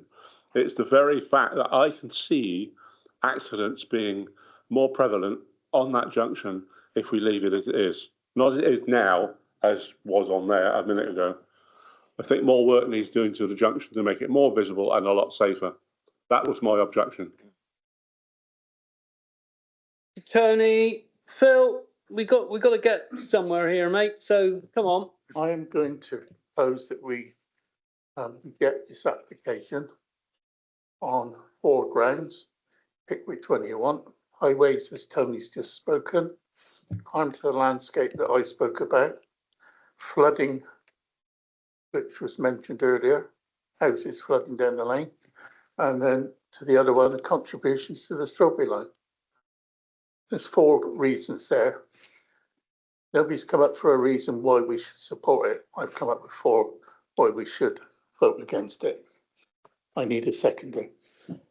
Okay. Susie, you did. I'm happy to second Phil. You're going to second Phil. Okay, Dawn wishes to come in. Sorry, I did point it out at the last committee and I will point it out again. In terms of refusals, if you want to refuse an application, 1 very good reason for refusal is a lot better than 4. In terms of potential cost to the council, each reason for refusal will require defence by the applicant and the council, so it will be a more expensive exercise. And we shouldn't be refusing anything that can be controlled by condition or 106. So given the applicant is happy to look at the contribution for the strawberry line, we also do not have statutory consultee responses on the other 3 grounds that support members' sort of concerns. Thank you, Dawn. I see Phil, you want to come back again? Yeah, I nearly picked up on this when we dealt with the minutes earlier, and Martin did an introduction and he talked about reasons for refusal. And Dawn at the last meeting went down this exact route that we had to have just 1. And that's why at the last meeting, the second application was referred because we could not come up with 1 reason. We came up with 3 or 4, but we couldn't narrow it down to 1. So this narrowing down to 1 reason, I don't understand, because if you're going to appeal, the more reasons you've got to go to the appeal, the better it is rather than just having 1. I think Martin would wish to come in and speak. Yes, Chair, it's not whittling the reasons down to 1. It's whittling down reasons for refusal for those that are defendable. That might be more than 1, but in this case, you've set out 4 reasons for refusal. If we just quickly go through them, highways, the Highway Authority says the access is fine. So there's no technical support. Highways was more about what Tony said. Sorry. Which is further away from the entrance. They all concentrate on highways within 50 yards of the junction. the problems are further away. And I'll come back to that. On landscaping, the officers explained the process that had gone through and the results of the landscape evaluation. Flooding, I don't think we're supported by the authority on that in terms of a reason for refusal. No. And Dawn has explained that the contribution to the Strawberry Line potentially could be negotiated. So this comes back to Councillor Denton's question. If there are no defendable reasons for refusal of an application, and that is the officer's advice to you, then the logic would suggest that the application is acceptable.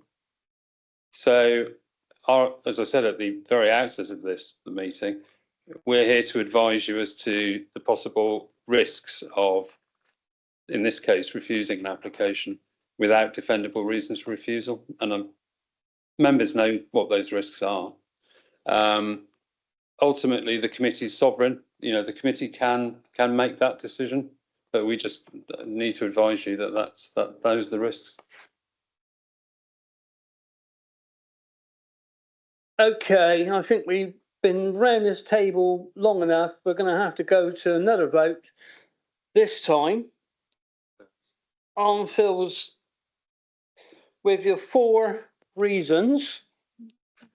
You can say something if you want to, Dawn. I was just going to say, following the advice from legal, can we just reconfirm if all 4 reasons are still wanted? Phil? I think so. Yeah, I'm not a planning expert. So I think I'd still go with all 4, but I'm not a planning expert. I've listened. I've probably been told I don't, but we're all sat here doing nothing. So let's have a vote one way or the other and see what happens. Okay, so you're going to go with the 4. So Martin's got that written down, I believe. Okay. All people who are in favour of refusal with Phil's and Susanna's reasons, please vote now. 2, 3, 4. And all those against? 3. And Chairman votes. yeah, and abstentions. 1. So Chairman, that application is refused.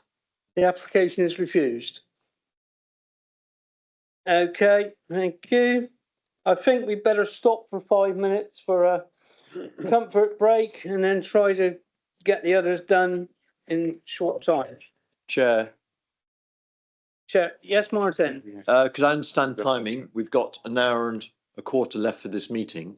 Yes. There's a lot of business. Are we going to overrun?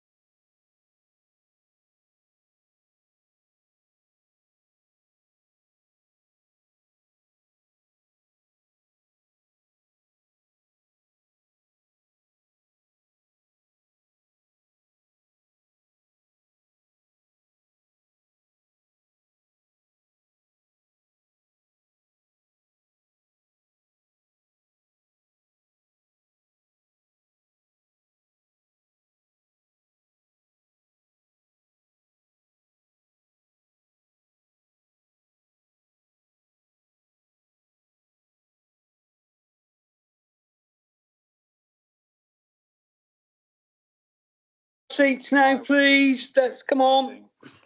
We're going to be working through lunch at this rate. Well, we are probably. Sorry, you're now saying we cancelled lunch. I've got an engagement based on the fact that meeting's scheduled to finish at 1. So you're now telling me I've got to be sitting here? No, stay there, Martin. We'll break, but I don't know what time. We were thinking it'd probably go on till 2. To be quite truthful, we're just in such a pickle here because we've taken so long with that one that our timing is very short. So I can cancel anything at lunch, is what you're saying? What's the opinion of the group? Do we keep going, Susie? I just feel that we've got lots of people turning up for the Selwood Park, and it might just get difficult if we then don't even start at 2 o'clock with it.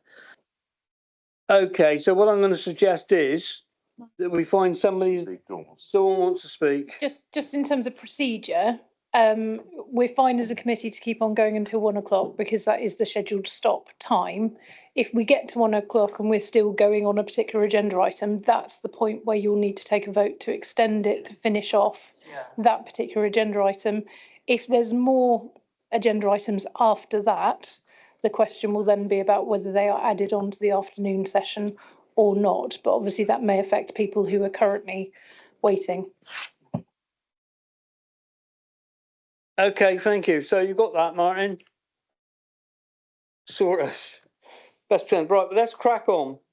Chair, I've got personal reasons why that 1 to 2 I need to do what I need to do between 1 and 2 for personal reasons. I think a colleague has also has to leave for I've literally got no choice. I don't really want to say it to the world, but I have to between 1 and 2.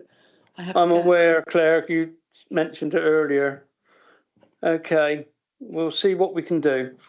Right, let's just get cracking on with this. Agenda item 6, which is the erection of a single-storey extension to existing garage at first floor. So, yeah, who's taking this one? Okay, Jane. Thank you, Chair. This will be a very short presentation. It is to do with the erection of a single-storey extension to an existing garage, a first floor extension and some solar panels at Manor Cottage in Dalting. And the reason it's come to you is for reasons of probity because it's Councillor Clark's house and his application. So the cottage is in the conservation area but isn't listed. There are some protected trees you can see to the side here and at the foot of the garden and a footpath down the side boundary. But obviously as a domestic extension, it's the principle is sound. So just to remind you of the development, it's a small extension to the garage here on the ground floor, a small extension on the first floor to create an ensuite bathroom, I believe, and some solar panels to this roof slope. And just to give you a bit of context, that's the garage. So you can see if it comes out of it, it will just make a more usable space for modern cars. The little extension is going above this porch area here. And this is the footpath with the protected trees there. And just that is the difference the porch is going to make, or the extension is going to make above the porch. But obviously there is also a wall you've just seen in the previous photo. And that is it. Okay, thank you, Jane. We have no speaker. We have no public speakers or anything. So straight to the committee. And Dawn. I'd like to make I'd like to go with officer recommendation, and I would like to move that forward, please. Seconded. Fourth. Okay. Anybody else wish to speak? No. Ros. Just to round it, this is a well thought out proposal in front of us. Although it's in a conservation area, this is when proposals make sense, and I appreciate it's here for probity, so I totally support. Right, thank you. So shall we go straight to a vote? All in favour? Okay, that's passed. That's one Where is done. in the members' room? In the members' room, I think. Sorry, Chair, can you just confirm who seconded that proposal? Because I saw 3 or 4 people put their hands up. Councillor Haas. Thank you. Okay, thank you. You can't be far away. Okay, so we're going to move on to item number 7, which is yeah, that is Lindsay. Right, Lindsay, so your turn. We'll just wait for Barry to get back in. Thank you. Yeah, we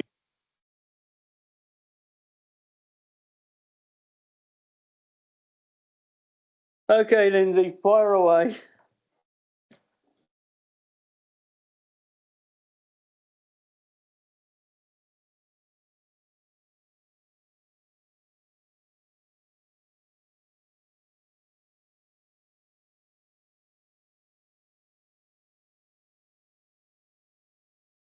Thank you, Chair.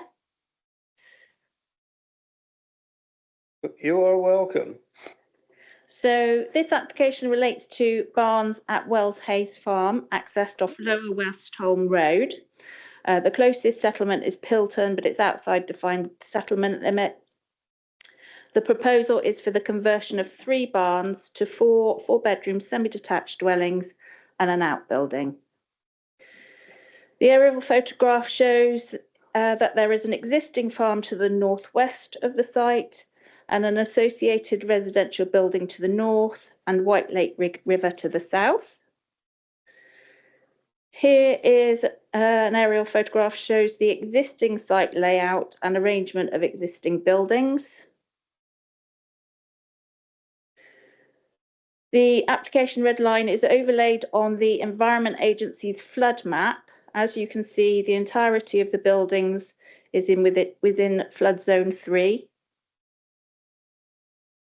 Here is the location plan showing the proposal site outlined in red, including the access to where it connects to the highways and all other land within the ownership of the applicant outlined in blue. Here is the existing site plan. Here is the proposed plan showing the arrangement of the 4 proposed dwellings and outbuilding within plot 3.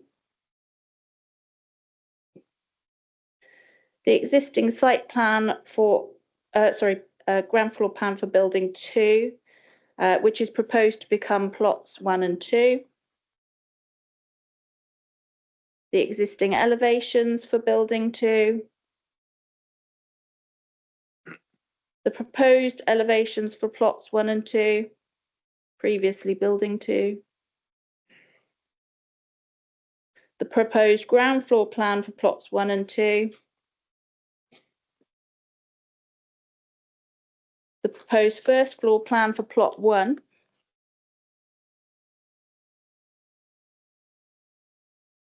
The existing plans for building 1, which is proposed to become plots 3 and 4. The existing elevations for building 1. The existing plan for building 3. The existing elevations for building 3. The proposed elevations for plots 3 and 4, previously building 1.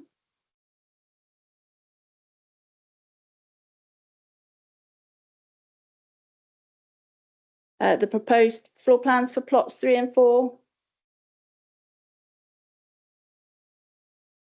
Here are some site photos showing the buildings around the central courtyard. Here on the left is a photo of building 1 or proposed plots 3 and 4.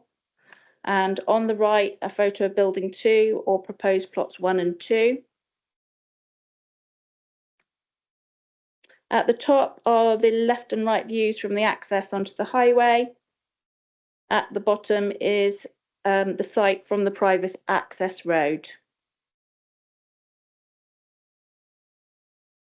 The application is recommended for refusal for 3 reasons.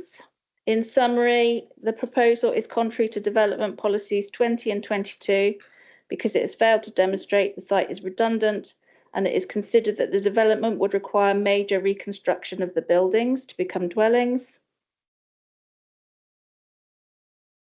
Reason 2 is the site is within flood zone 3, where national and local policy clearly states development for more vulnerable uses should be avoided, and a site-specific flood risk assessment has failed to demonstrate adequate flood mitigation and protection measures without the need for major or complete reconstruction of the buildings. And finally, the proposal has failed to demonstrate that feasible foul drainage can be installed outside of the flood zone, which is required to protect water quality. Thank you. Okay, thank you, Lindsay. We only appear to have the one speaker, which is Mr. James Dixon, who's the applicant. Please, James. And you have 3 minutes.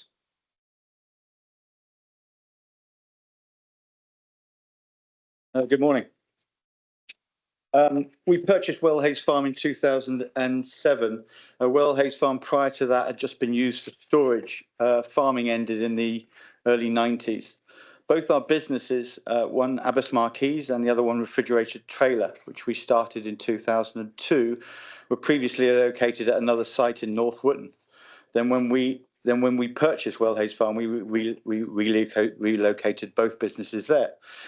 At peak, we ran a fleet of HGVs, vans, staff cars, incoming vehicles and deliveries. We'd have around 80 to 100 vehicular movements per day.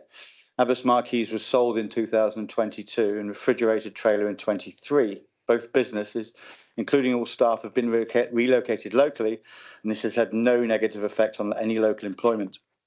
Upon sale of Refrigerated Trailer, it's now moved back to Apple Tree Farm in North Wootton, where a new barn is being built by a local contractor, creating further employment and local work.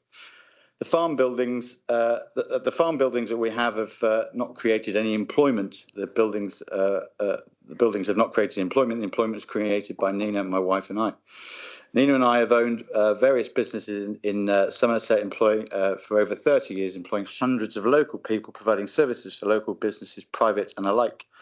Not to mention national sales of trailers. The barns have been advertised for rent locally with a national agent, locally and with a national agent, and we've had no response for that. Therefore, they're now redundant. The empty buildings require maintenance, which has a significant cost to us. The barns are in good condition, and we wish to secure their use through planning by obtaining planning permission for their conversion. They're structurally sound and could easily be converted. One of the buildings is still being used today as our own private office.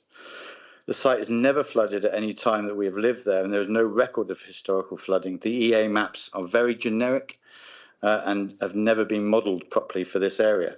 The riverbank to the southern side of White Lake is lower than Wellhays Farm, and if there was any flooding, it would flood to the southern side. Details of this are on the Toomey flood assessment that we have previously submitted. However, the barns can be built in a flood-resilient manner with raised floor levels, raised socket services and refuge points as described in the flood risk assessment. We'd also like to say that both North Wootton and Pilton parishes are more than happy with this and have advised that it should be all okay. Thank you very much.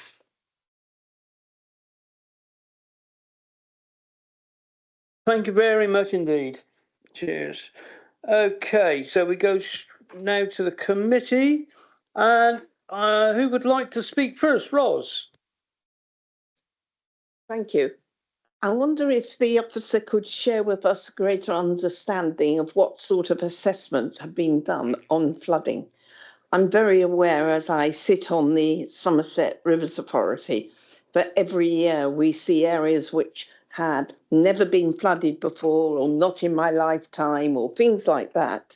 And then something happens upstream or whatever, and suddenly areas which are very vulnerable on paper actually become vulnerable. And I spent hours every week trying to resolve flooding issues for poor people who and farmers. I think of what's happened in Gotney and the impact it's had on the farming community there. So I just would really like to get to the bottom of the reality of what the applicant said and what information the officers have got on the flood area other than the designation. Okay, can we go there? Cheers. So the Environment Agency were consulted. A flood risk assessment was submitted by the applicant, but the information contained within it was not accurate. And that is part of the reason why the information submitted has not demonstrated that it's an appropriate development. When you say it's not accurate, is that you saying that, or is it the Environment Agency? The Environment Agency. Okay, thank you. That's helpful. Okay, thank you, Rod. Who's next? I think Rob got his hand up first, Claire, just. Thank you, Chair. Well, flooding is the key thing here, obviously. We've all been affected by flooding. Certainly have in my village by inappropriate development in flood areas. We don't have a flood risk assessment that we can accept, so I propose that we accept the officer recommendation and turn it down, Chair. So that's a proposal, Rob. Claire. Thank you, Chair. I have a couple of points. I particularly pay attention to the parish councils. I know the parish councils around there are very knowledgeable. So, and they had no objection. So I've got just two quick questions. The Environment Agency said there was inaccurate information. When I read it, they said there was not information there that they wanted, not that it was inaccurate. So I'd just like that clarified. There's a difference between inaccurate information and not having the information there, which could be rectified. And secondly, highways, that did get raised as a potential problem. Is it me? I can't see anything from highways on this planning application. Oh, Emma. Yeah, and it's been raised as a concern, and I would like to think it wasn't just standard advice applies. Do you have anything to say, Anne? Or are you going to come from Ed? Okay. Or Lindsay, sorry. Yeah. I really can't see people with this whole setup we have here. It has to change. Yes, thank you, Chair. Just to confirm, there aren't any highways issues. Okay, thank you. That was. Can I just ask though that, sorry, Chair, can I just ask though, so where is it? There's no information. There's not even we ask highways. Am I missing it? Does it not matter that it's not in the? I can't see. I would expect it a document that's been to highways and highways had come back, and I can't see anything. It might be my lack of knowledge. But my first point is, can you clarify the Environment Agency inaccurate information? Is it inaccurate information or is it missing information? Now I could be. I'll stand corrected on that. Yeah. Who is answering? Lindsay, you're gonna. There's no answer, is there really? Or there is an answer, but yeah. I don't know whether anybody's got it. No? I've got it up in front of me. I'm just. Oh, you have, right? Okay, great. So they've said the applicant should submit a revised application for the points highlighted, which refers to does not comply with the requirements of a site-specific flood risk assessment.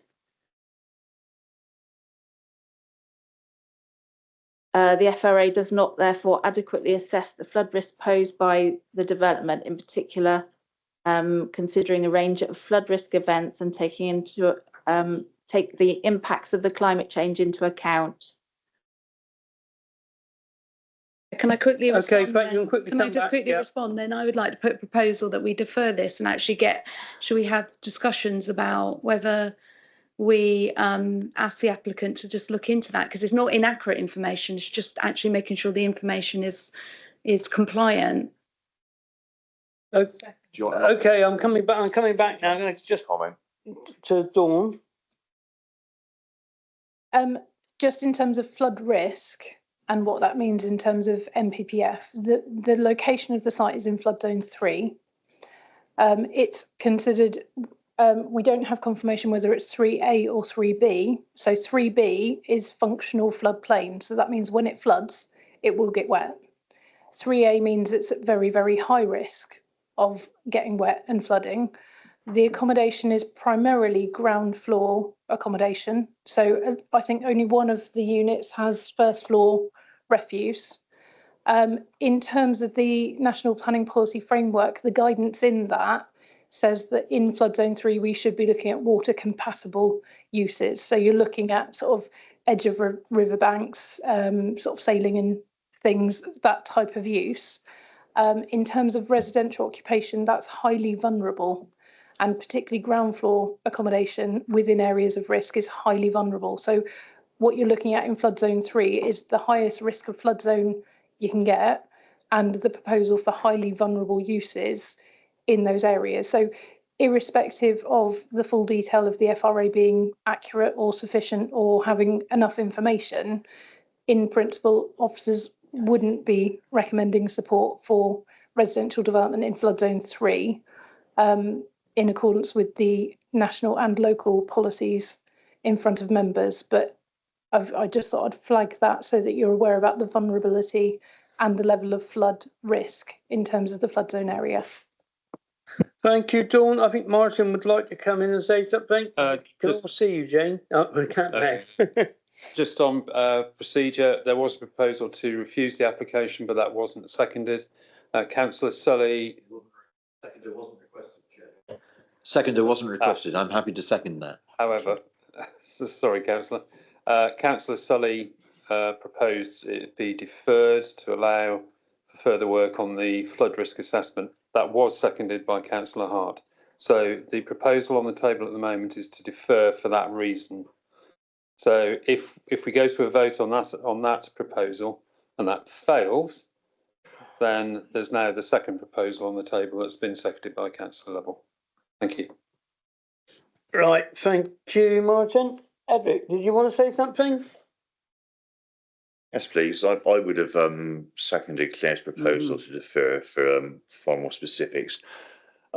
Also, regarding the development and major reconstruction of buildings to turn them into habitable buildings, don't we see this all the time with Q-class stuff, where there's some really spurious links to turning some really ramshackle, frankly worn-out buildings, which you've got you've got no chance. You're really trying it on there to get them through, and they go through with Q-class.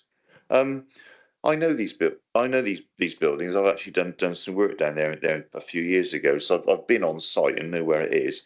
And these buildings are in far better condition in some of the buildings we've had before us, which have got Q-class entitlement. So on that basis, in terms of development and major reconstruction of buildings, I don't see a problem. But I would like to see. I've listened to what's been said by my officer next to me. I would still like to see the applicant come back having deferred with some more detail on the flood risk. And if we then decide it's a no-go, then it's a no-go. But I'm very happy to support Claire and Susie's deferral. Right, thank you, Edric. Ros, I know you've been waiting to come back. Just a broader example.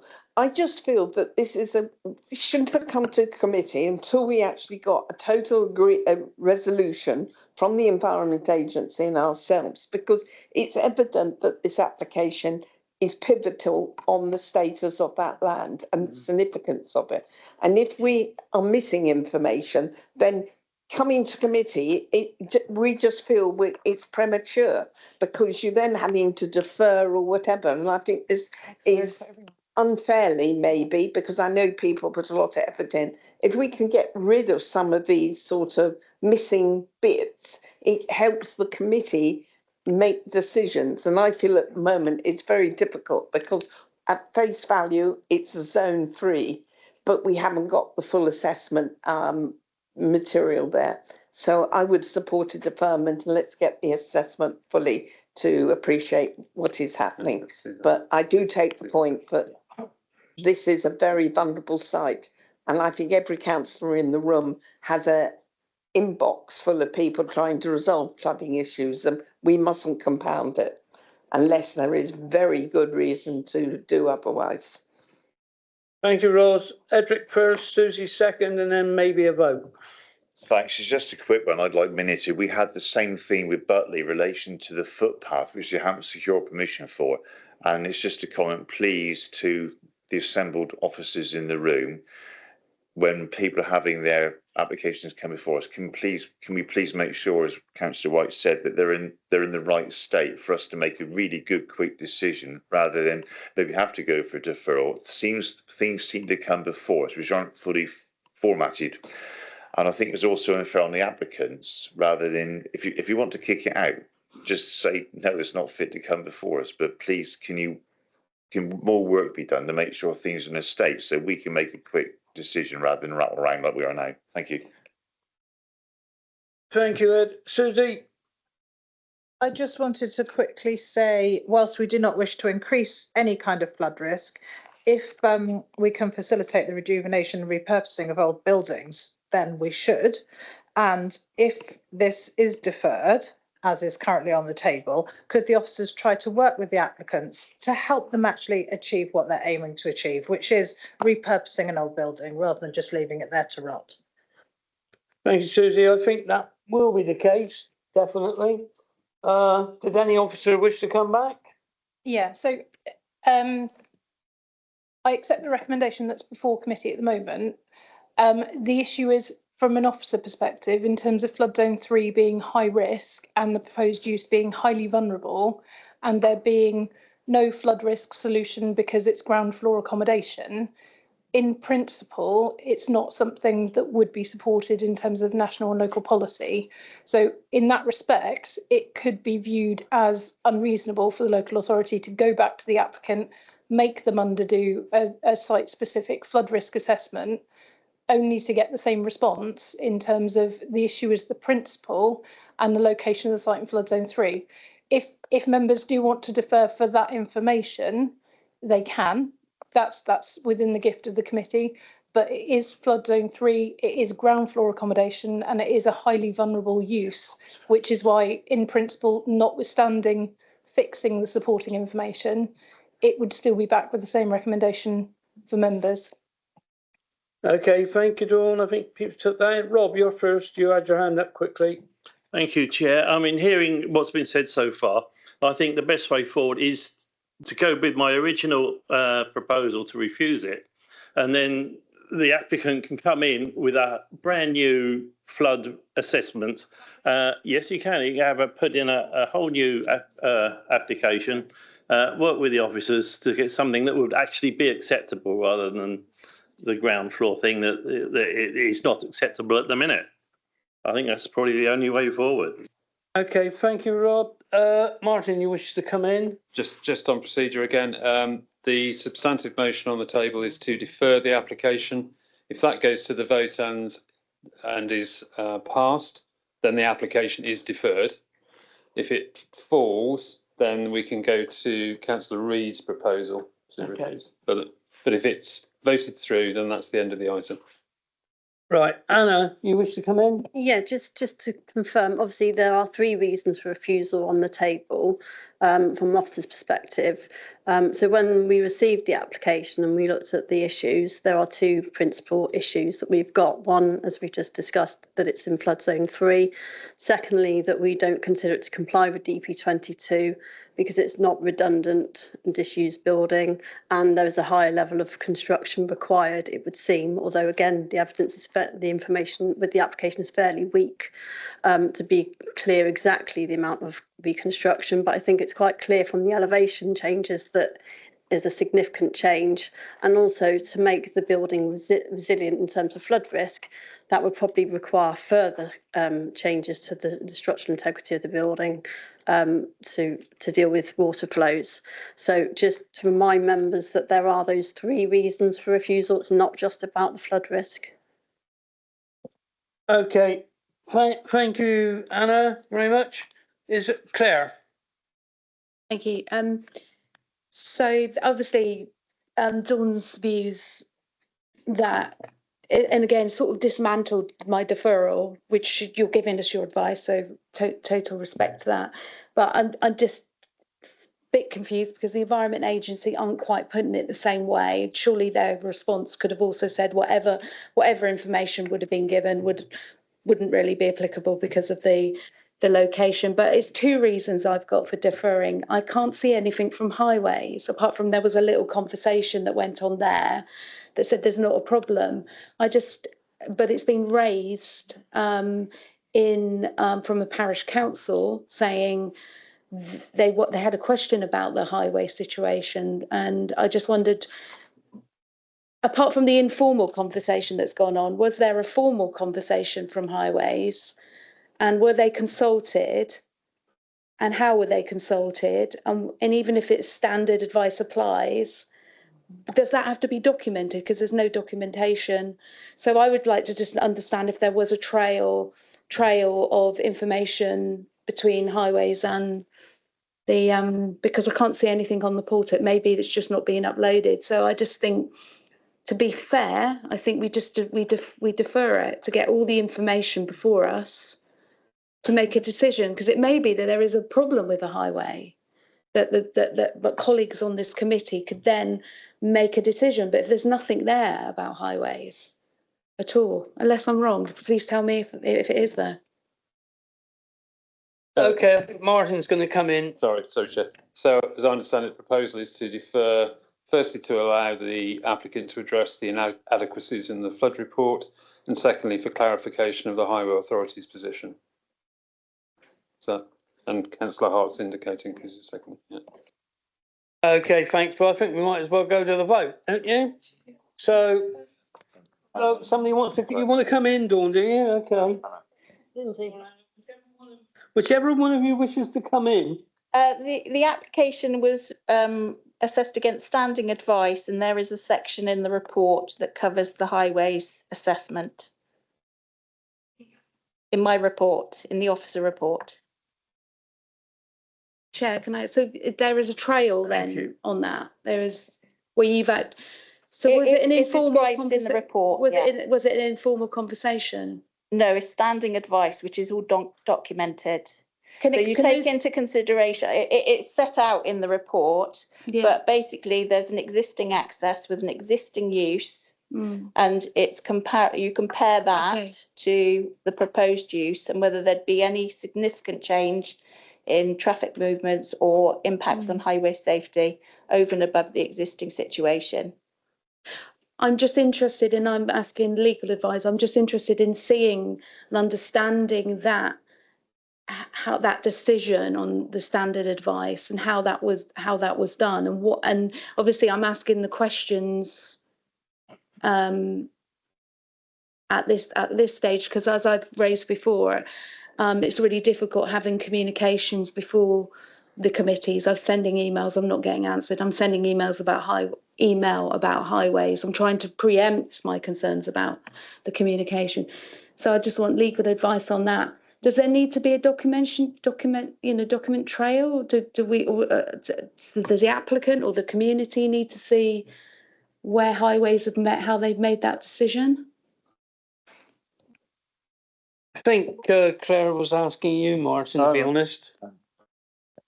Well, the Highway Authority is a statutory consultee, so I think Dawn knows more about when standing advice applies than I do. So perhaps if I can go to her. Okay, Dawn. Thank you. In terms of Somerset Authority, they have standing advice, which is basically a set of criteria that we assess applications against when it's sort of smaller scale or more minor development. That sets out what the expectations are, the reasonableness, highway access details. With any existing use, and the planning inspector does this quite a lot, the planning inspector will look at what the existing use is, what the existing traffic generation from that use could be, and what is the nature and volume of those traffic movements.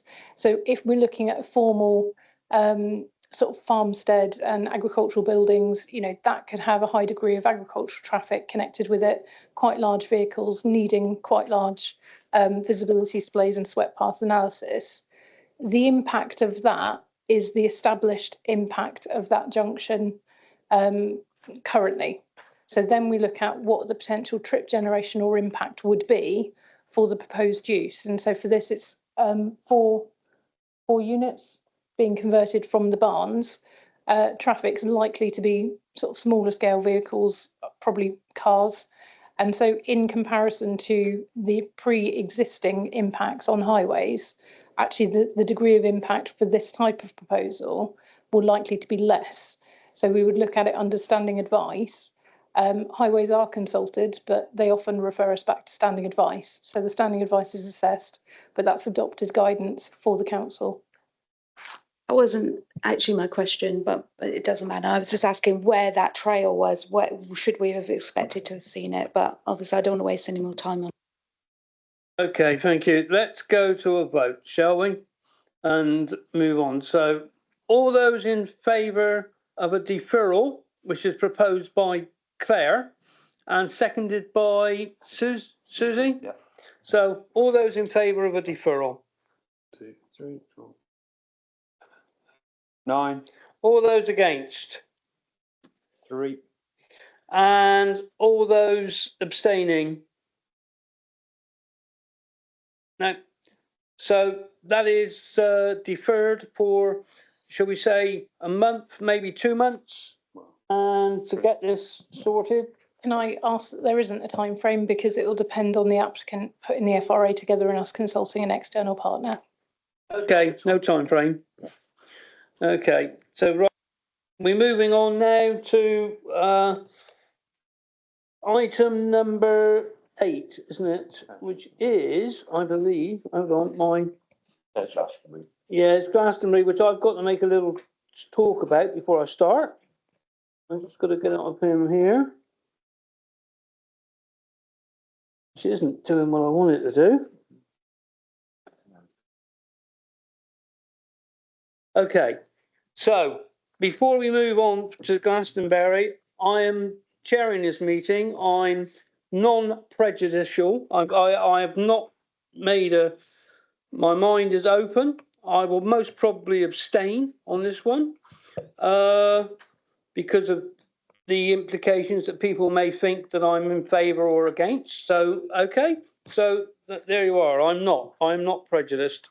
So there we go. I don't know if Susie wishes to say anything. In what way? I mean, no, obviously not. I'm sure I will later.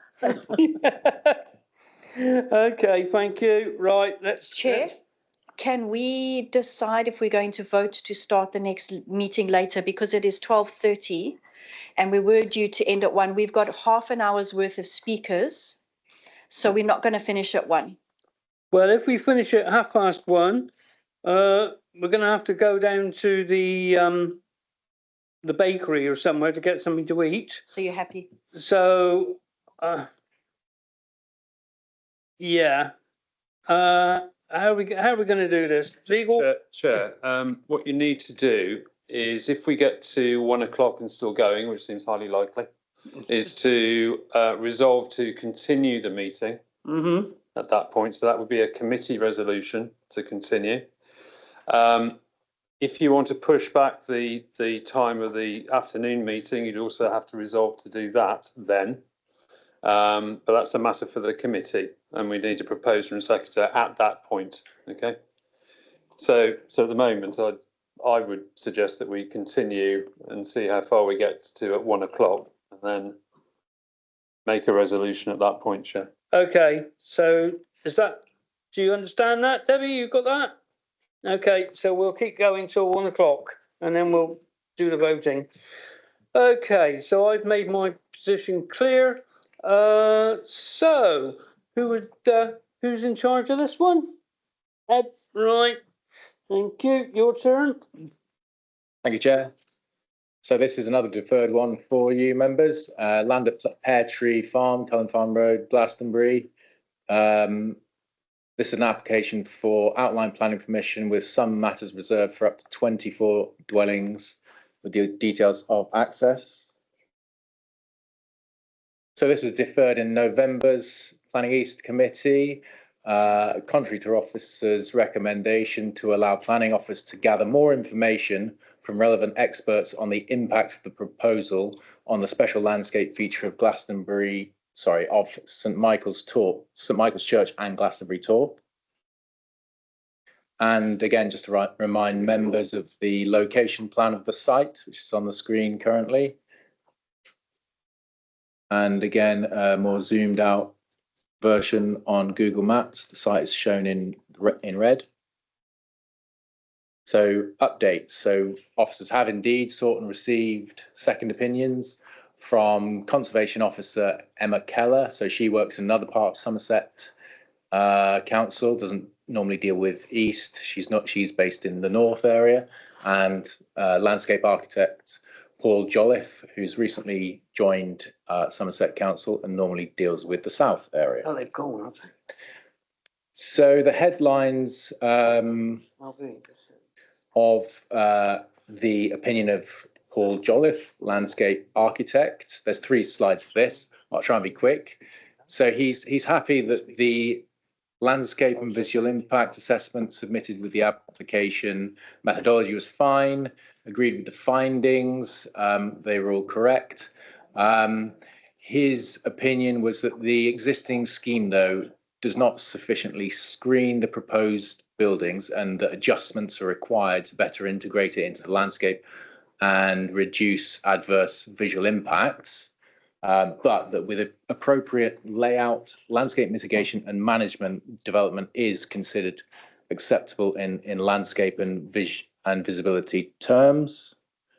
So just to drill down a bit more, he supported the retained and strengthened boundary hedgerows.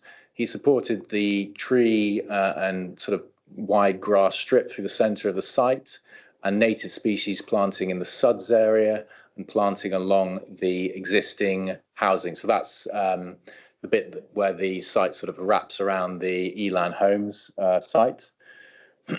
And so just on those recommendations, he suggests Unit 24, which is the southernmost unit, is moved upwards to strengthen a building, to strengthen the planting that you can put in there, just to sort of screen it a bit more.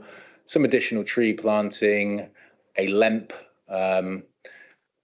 which is already a condition. And in terms of street lighting, he recommends luminaires which reduce light spill and light glow. So yeah, overall conclusion from second landscape architect, proposed development would have some adverse landscape and visual impacts, but it would be acceptable subject to those revisions.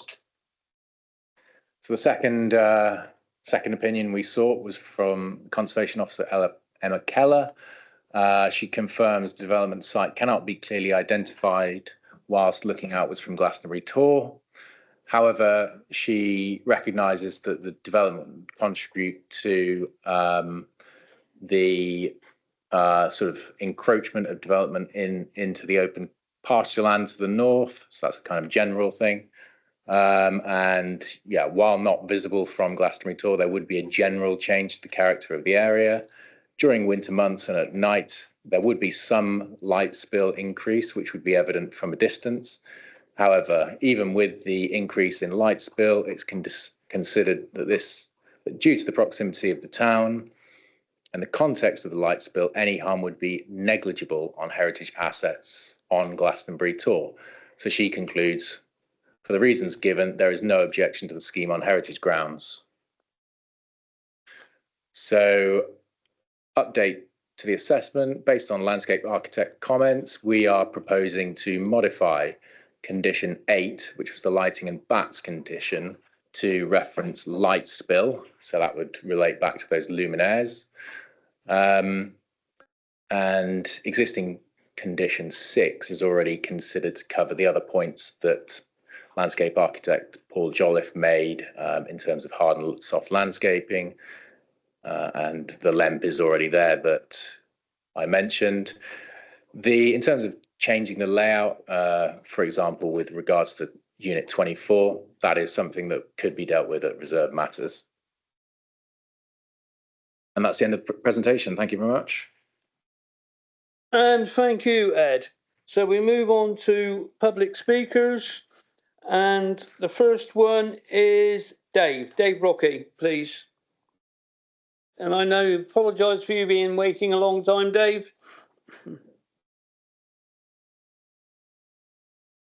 And you have 3 minutes. This proposal is for residential development to encroach yet again still further into open countryside and represents an adverse impact in direct conflict with the adopted local plan. In addition to the poor estate road access design being a cause for highway safety concerns, particularly with children on the estate, it also constitutes a flagrant waste of resources, as well as increasing carbon emissions. There is not a sewer available to drain foul water from this site by gravity. The scheme therefore resorts to a pumped system after draining foul effluent by gravity from the top of the site down to a pumping station located at the bottom. The effluent will then be pumped back up through a rising main to the top of the site before discharging into the sewer in the adjacent Elan Homes estate to drain the pumped effluent back down by gravity. Not only is this a further waste of energy resources and costs in pumping, but also creating significant potential for effluent septicity, a problem frequently encountered in sewage pumping stations with low flows and lengthy retention periods, which results in gaseous emissions, nuisance emissions, hydrogen disulfide, bad egg smells being one. Both your conservation officer and the green infrastructure officer note another further housing estate development encroachment projecting into open pasture land will inevitably constitute a general change to the character of the area adjacent to the Glastonbury Tor special landscape feature. The Glastonbury Tor is an important landmark and a scheduled monument, which I suggest is as often appreciated from distant panoramic viewings looking in at the iconic Tor than from the extensive views available from its summit, looking out from the foot of St Michael's Tower. In addition to the obvious general impact and intrusion into the open countryside by the housing estate now proposed, I'm sure councillors will also be mindful of the light spill, the urban glow, so detrimental to dark skies, which would inevitably occur as a result of such undesirable development. Councillors, I respectfully request you exercise your prerogative and refuse this application. Thank you for your time. Thank you, Dave. Cheers. Next, we move online to Susanna Mitchell, please. Chair, I couldn't see her online. Apparently she was there earlier, but she's not there now. Okay, if we can't see. If we see her come on, can we just call her back and it will mess up the Well, routine? we'll see. Next one is, after that, is Serena Roney Dougal, please. Serena's probably there. Is she there? No, and I sent her the link as well. So Serena's missing as well. Yeah. Okay, we'll move on. Now we do have Councillor Lindsay McDougall and Councillor Mike Spive have had to pull out as well. So we have the Mayor, LB, or Lockabundy, as we should say. So come and make your point, sir. And you have 3 minutes or thereabouts, okay? So thank you for the opportunity to speak to you. I've enjoyed getting a glimpse of how you work and the pressures you're under in making your decisions. I don't envy you. I'm speaking on behalf of Glastonbury Town Council, or at least the Planning Committee of Glastonbury Town Council. Others would have spoken, but as you just found out, they've had to leave. Basically, 2 points I'd like to raise for your consideration, although they have already been raised. The first is development creep, which is, a whole bunch of new homes in existing green fields on the edge of town outside the existing development zone. We appreciate that we don't have an identified 5-year supply of housing. However, I would like to bring it to your attention. Glastonbury Town Council has been working for a number of years on a neighbourhood plan, which is not yet complete, but it's getting there. I believe there's a concept called an emerging neighbourhood plan, which we, again, haven't quite attained, but we're very close to. We've put out a call for sites, and we've identified, with the consent of the landowners, suitable sites to supply our 5-year supply of housing, and they are currently being checked by the relevant officials. Once that's been validated, I think we will technically have an emerging neighbourhood plan, which we hope to take to referendum to our people, the populace of Glastonbury, in May next year. So that is in process, and you may not have known that already. The second point is that, as already been noted, Glastonbury Tor is a special landscape area. And although you can't see these new houses from the Tor, people look at the Tor from every direction to the Tor, not from the Tor, but to the Tor, north, south, east and west. And we would hate our landscape to be filled up with kind of housing around the Tor, spoiling the view of the Tor. Not only the view, but there'll be light pollution at night time. And again, just to mention, you may or may not know, Glastonbury Town Council is actively pursuing the possibility of applying to become a World Heritage Site, which would be the only one in Somerset, I believe. And although that's a long, slow process and many years away, it's got a certain momentum to it, as well as a certain opposition. And we would love to preserve the Tor and the landscape around it as unchanged as possible to safeguard that process. Just finally, I'll mention, slightly unrelated, we would love to see community infrastructure levy rather than Section 106's introduced. Whole different point, but I'll take the opportunity to raise it here. Thank you for your time and attention. And thank you very much. And I will say the same as I did to Dave earlier. Sorry we had to keep you waiting so long. Cheers, but you've got a glimpse into how a different council works. Thank you. Chair, I have a statement from Serena Rooney Dougal, who gave it to me in case she wasn't online. Okay, are you going to read it or do I read it? If you want to read it, I can give it to you. Otherwise, I will read it now. Oh, you read it. You're there. So I suppose I shall put the timer on for me too. So on behalf of Serena Rooney Dougal, she says, I am speaking here as a resident of Windmill Hill in Glastonbury. I have with concern been watching the increasing amount of housing at the bottom of Old Wells Road. This development is outside the development limit. Why have a development limit if housing is permitted outside it? Please, can we only approve development within the limit? The Old Wells Road is basically a single lane country lane with high hedges on either side. The only passing places are at the field gates. It is unsuitable for a large amount of traffic. The nearest shops to the increasing numbers of houses at the bottom of Old Wells Road are the shops on the top of the Windmill Hill housing estate. This means that increasing numbers of cars are using the Old Wells Road to get to the shops. The traffic situation is so bad that the first buses will no longer use it. This means that we no longer have bus to the hospital at the bottom. Also, the nearest play park for children is situated at the top of the Old Wells Road in the Windmill Hill housing estate. The Old Wells Road has no pavement and so is not suitable for children to walk up and down. In fact, very dangerous for the children. Therefore, more housing at the bottom of the road is a really bad idea. Further, Glastonbury Tor is a spectacle landscape feature, and any development which encroaches on it is to be discouraged. This housing development will be an eyesore when approaching from Wells. For these 4 reasons, I strongly oppose this housing development. And that's the end. Okay, thank you, Deb. And we will speak to Serena later and tell her thank you for her comments. Okay, so now we're going to go to the committee. And who's going to be the first person? Oh, we still got one more speaker. Oh, we still got a speaker. Oh, we have, haven't we? Dear Matt, I'm sorry if I'm forgetting you, mate. Right. If you'd like to come down here and give your presentation.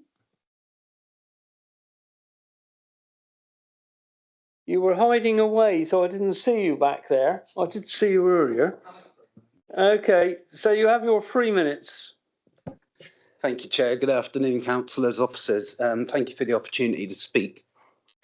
So you've heard this application seeks outline permission with just access to be approved. All other matters like layout, scale, landscaping are reserved. When the application was at the last meeting, Mr. Winter's report confirmed that the council's conservation officer had no objection. Mr. Winter's report also confirmed that Charles Potterton, chartered landscape architect commissioned by the council, was satisfied with the scheme. And you've obviously seen Mr. Winter's updated report, heard from him as well, that a different conservation officer and the council's landscape specialist maintain no objection. It's probably worth pointing out Glastonbury Tor is obviously one of the finest heritage assets in the UK. Yet Historic England have maintained no interest throughout, from pre-app all the way to the current point. So your professional team of officers confirm there are no adverse impacts that would significantly and demonstrably outweigh the benefits. And I therefore sincerely hope that you'll grant permission. Just to pick up a few other points. There is a regular bus service. It's on First Bus website. We've seen it. The landowners confirm that. You've heard about a neighbourhood plan, but there isn't actually a neighbourhood plan, so there's no weight to give. It hasn't been published yet.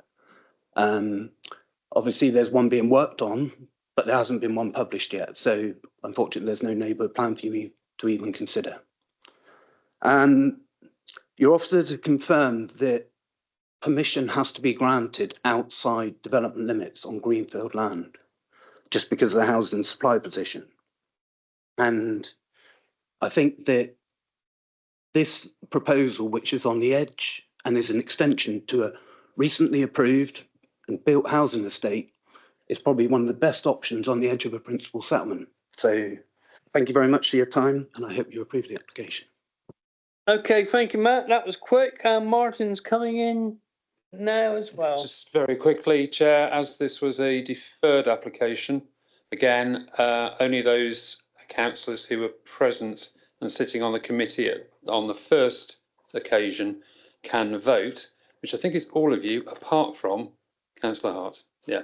So, Councillor Hart, you can take part in the debate, but our advice is that not to take part in the vote. Right. Thank you, Martin, for that. Right. Okay. Susie, you've got your hand up first. In that case, I better make some noise, Glastonbury. I mean, I have probably had more things ping into my inbox over this than anything else. It's just hugely unpopular in the town. And ultimately, I'm here to represent the people who voted for me in the town. You know, it's in open pasture land. It is a really important site. It's probably the most important site in the whole of the Southwest until we get to Stonehenge. So I think to build in the foot of the Tor, on the land, you know, in the open countryside is just, will be a travesty if we allow this to happen. As Lochabandoo said, we are aware we don't have a neighbourhood plan, but we're working towards an emerging neighbourhood plan. Ultimately, yes, that isn't an ideal situation to be in, but we're not in an ideal situation because our predecessors have not allowed enough housing, which is why we are now having our hands tied and being made to allow planning to take place in places that are outside of the local plan. This is outside, and I really hope people vote against it. Thank you. Thank you, Susie. I've got Martin D first. Well, thank you, Mr. Chairman. I found myself in a position where, similar to the first item, which we spent a long time debating, we asked the officer to come back because we had several questions and this was deferred. The officer has come back. He's given us the answers to those questions in my view, satisfactorily. And now I think we have to look at this application positively and seriously. It may not be a question whether we like it or not. The issues of the view from the Tor and to the Tor have been answered. I'd just like to ask a question, if I may, and then come back. And that is, this application sits behind an existing housing estate, it's a number of houses. When was that actually ratified? When was that allowed? Was it under the previous Mendip district auspices? Remember that? Can you remember, Ed? You got it? Is it quite recent? That application has a 2013 reference, as in, so not necessarily determined in 2013, but possibly 2014, sort of around that period. Well, my point is that all of these considerations about the view and the natural habitat were all made at that time within reasonably recent memory. And so, a precedent has been set.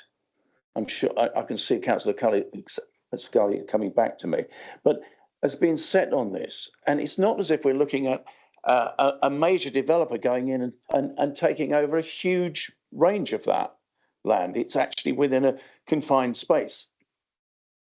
So I think we have to be consistent on this.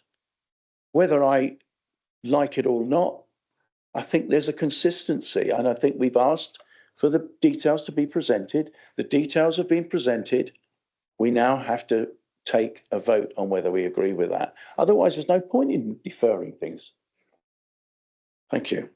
Thank you, Martin. A very good point, actually. Ros, you're next. Thank you.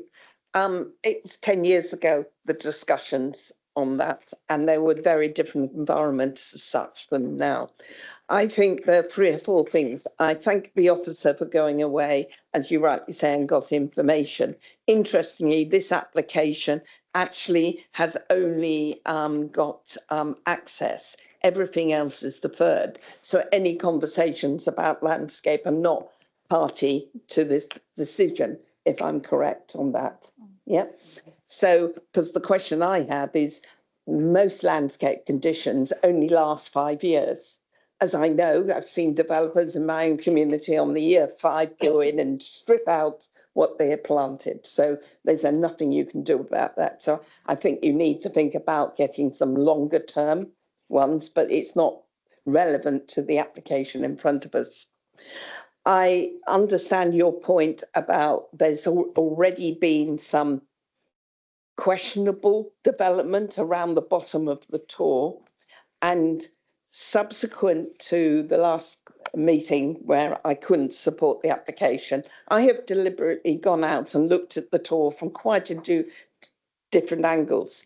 There are more houses in Mendip called Tor View than any other name, because everybody can see the Tor from the distance. And so it wasn't very difficult to see what Tor looked like from the north of Glastonbury.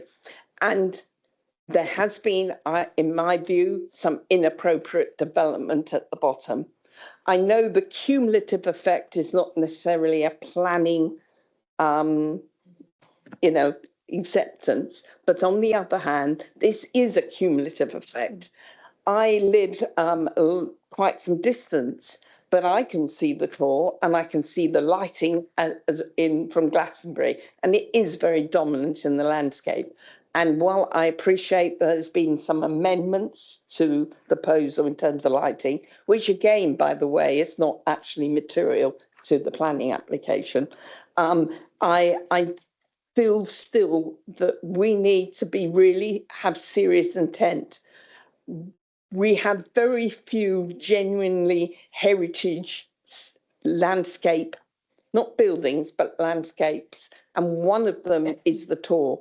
And while there's been, in my eyes, some very poor planning decision, I don't think we should compound it. And therefore, I can't support this application, though recognising that housing in Glastonbury is sorely needed, and as is social housing. But on this occasion, I think we need to go beyond the lifetime of this particular site and say, look, we're protecting what's left of the land around the Tor, and therefore I reluctantly but recognise that I can't support this application. Okay, thank you, Ros. We've got to take a vote now on the whether we continue the meeting. So can I have a proposer and a seconder, please? Rob's proposing and Dawn is seconding. No, can I just ask, if we continue the meeting, does that mean the next one starts later? No. Okay, that's No. fine then. Okay, so we got seconder, yeah?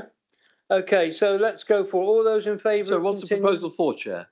Pardon? What do we propose? Yeah, for how long? Yeah, can we put a time limit on it of say 20 minutes? Well, it's usually to finalise this agenda item.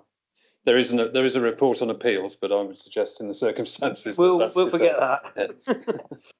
Okay, so we'll be about 20 minutes. Okay, so all in favour? All against? Any abstentions? It's carried. We continue. Thank you. Right, Dawn, you're next to speak. No, Claire is next to speak. Thank you. Thank you, Chair. Is it okay to put your slide up with the quote from the conservation, the points from the conservation officer? I have to say, Ed, you do a very good presentation and report, and you really bring out what we need to know, and it's appreciated. I had a question about one of the points that was raised. So, and just to sort of add to that layer on that point, is you help steer us really to where we need to be, and it is really appreciated. And I know there's a lot of hard work. It's the whilst not visible from Glastonbury Tor, there would be a general change to the character of the area. Now that could mean a lot of different things. If we change the character of the area, are we taking Glastonbury out of Glastonbury? Is it the uniqueness, the magic? What does that mean? That seems a really important point. So could you tell me what that means? Thank you. Do we have an answer? Yeah, we do have an answer. It's a good question. I mean, the response from the conservation officer wasn't an overly long one, so if it helps, I can read out the whole email. I think what she means there, it's hard to read into. There's no mention of the magic of Glastonbury or anything like that in her response.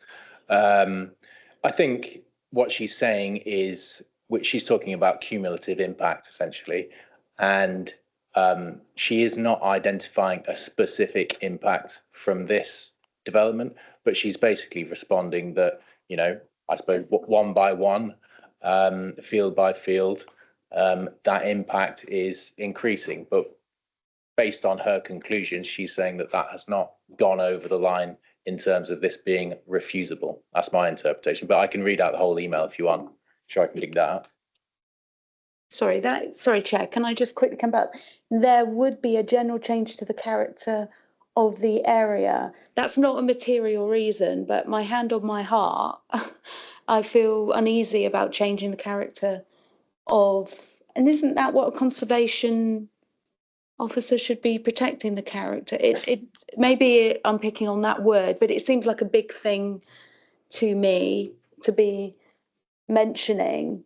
And also, sorry, is it Matt? Is it Matt? Is your name Matt? Yeah. Said about English Heritage showed no interest in this application. Did we contact them, Somerset Council? And two, are they not interested in? Is that something we're putting on record, that English Heritage aren't interested in Glastonbury Tor? Because that would be very, very odd. Well, that's a question and a half. Who's going to answer that one? I can answer that one. So just in terms of Historic England, they are no doubt interested in, so it's English Heritage deal with, the properties. It's all the same organisation essentially, but Historic England respond to planning applications. And they are interested in Glastonbury Tor because on top of Glastonbury Tor sits St Michael's Church, which is both a scheduled monument and a Grade 1 listed building. And Historic England's remit is those two plus Grade 2 star listed buildings and significant changes within conservation areas. So they're normally consulted on very large buildings, big changes within conservation areas. We can't consult them on every single item, so we have a sort of gateway process. In this instance, Southwest Heritage Trust didn't think it warranted them being consulted. Same with our conservation officer. The applicant undertook pre-application advice with them though, so it didn't go any further basically. But they are definitely interested in the impact on Glastonbury Tor, and if there had been one, then they would have been in. I think the point with this one is you can't see Glastonbury Tor from this site, except from in a very tiny corner. You can see the very top of it, and you can't see the site from the foot of Glastonbury Tor. If it was, a much more significant impact, Historic England would be involved. And then just going into drilling down into what the conservation officer is saying a bit there. When we talk about heritage impacts, these are normally expressed in a few sort of grades. So substantial harm would be very high impact. Demolition, perhaps it could be something in the setting, but you'd be like, your view is being blocked by the new building. You could get substantial harm though, very rarely happens. Most of the time we're talking about less than substantial harm, and that is normally expressed in various grades within that, high, medium and low levels of less than substantial harm. That's the term from the NPPF. Not less than substantial harm isn't mentioned by the conservation officer. So my reading of her assessment is she's recognising there's a low level of harm in terms of this sort of general change to the character of the area because, it is one more field. But she hasn't termed that in the normal way of less than substantial harm, low, moderate or high. So there's not a level of harm that would really register in terms of, weighing up the harms on this one. That's my view of it. Hope that helps. Okay, thank you, Ed. Dawn? Yeah, I think we've been a difficulty here because we're trying to put modern life into old communities and, narrow lanes, and it just makes it impossible, really. For me personally, we just have to do better. As Ross said, you just this continuing of accepting things, and there's a line, but you know what, this time it's okay, and this time it's okay, and going further and further beyond the line really, really doesn't sit well with me. And I just think we have to do better. We just have to do better and say no. And one more field, as it's just said, one more field, and then where do we stop? For me, personally, the heritage outweighs all the other benefits because the heritage is what makes us who we are. And that's important to me. So, thank you. Thank you, Dawn. Ed, Hendrik, you want to speak? Yeah. I agree with all that's been said by the people on the right of me about protecting the heritage of the site. I mean, it is such a significant site, not just in this country, but worldwide. It needs to be afforded a greater deal of protection than building yet more out of a book Lego houses at the foot of the Tor. I'm sorry, Matt. I don't like your houses. I don't like your proposal, and I won't vote for it. Okay, thank you, Ed. Hendrik. Susie? I just think if I consider the approach to Glastonbury from Wells today, as to compared with when I came to this area just over 20 years ago, the volume of new housing on the approach to Glastonbury there is enormous. We've got a huge estate on the far right. We've got a relatively large estate in the middle there. We've got the new Elan one, and now want to do yet another one. The way you look at the Tor approaching the town now from Wells is entirely different to how it was 20 years ago. And this is going to make it even worse. And there comes a certain point where we have to just say no. And that's my answer. I'm really sorry to the developer, but I'd love you to put houses in Glastonbury. I would love nothing more, but not there. Okay, thank you. I'd like to know where. I'm not gonna, well, yeah, I'm not going to add on what I said at the last meeting on this one because I don't want people to get the wrong idea about anything. So I think really have we got a proposal? We haven't. Ros, you're proposing. Thank you. And Claire has jumped in and seconded you. Okay. Proposal, yeah? No, I think she knows what it is. Okay, Ros, you've got to tell us what the proposal is. The proposal is to reject the officer recommendation on this application, and we'll need to have some grounds. And I think the critical one is that it's outside the development limit. It's without any doubt an impact on the landscape of a unique national heritage site, and I think that is really key.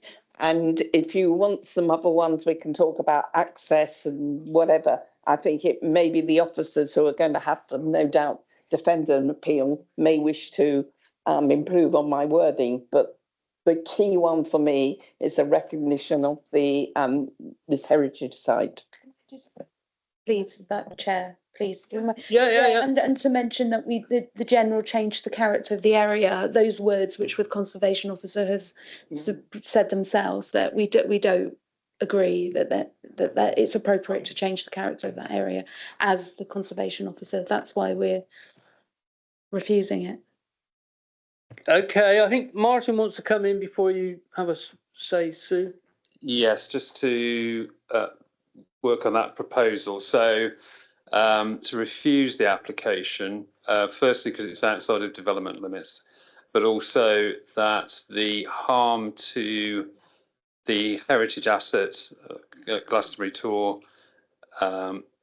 specifically the change of character to the area, would significantly and demonstrably outweigh the benefits of the development, because that's your test. To add one word, and that is national heritage asset. I think we got to take it away from a market cross in a small town to this is something significant. So that's the substantive motion that's been proposed and seconded.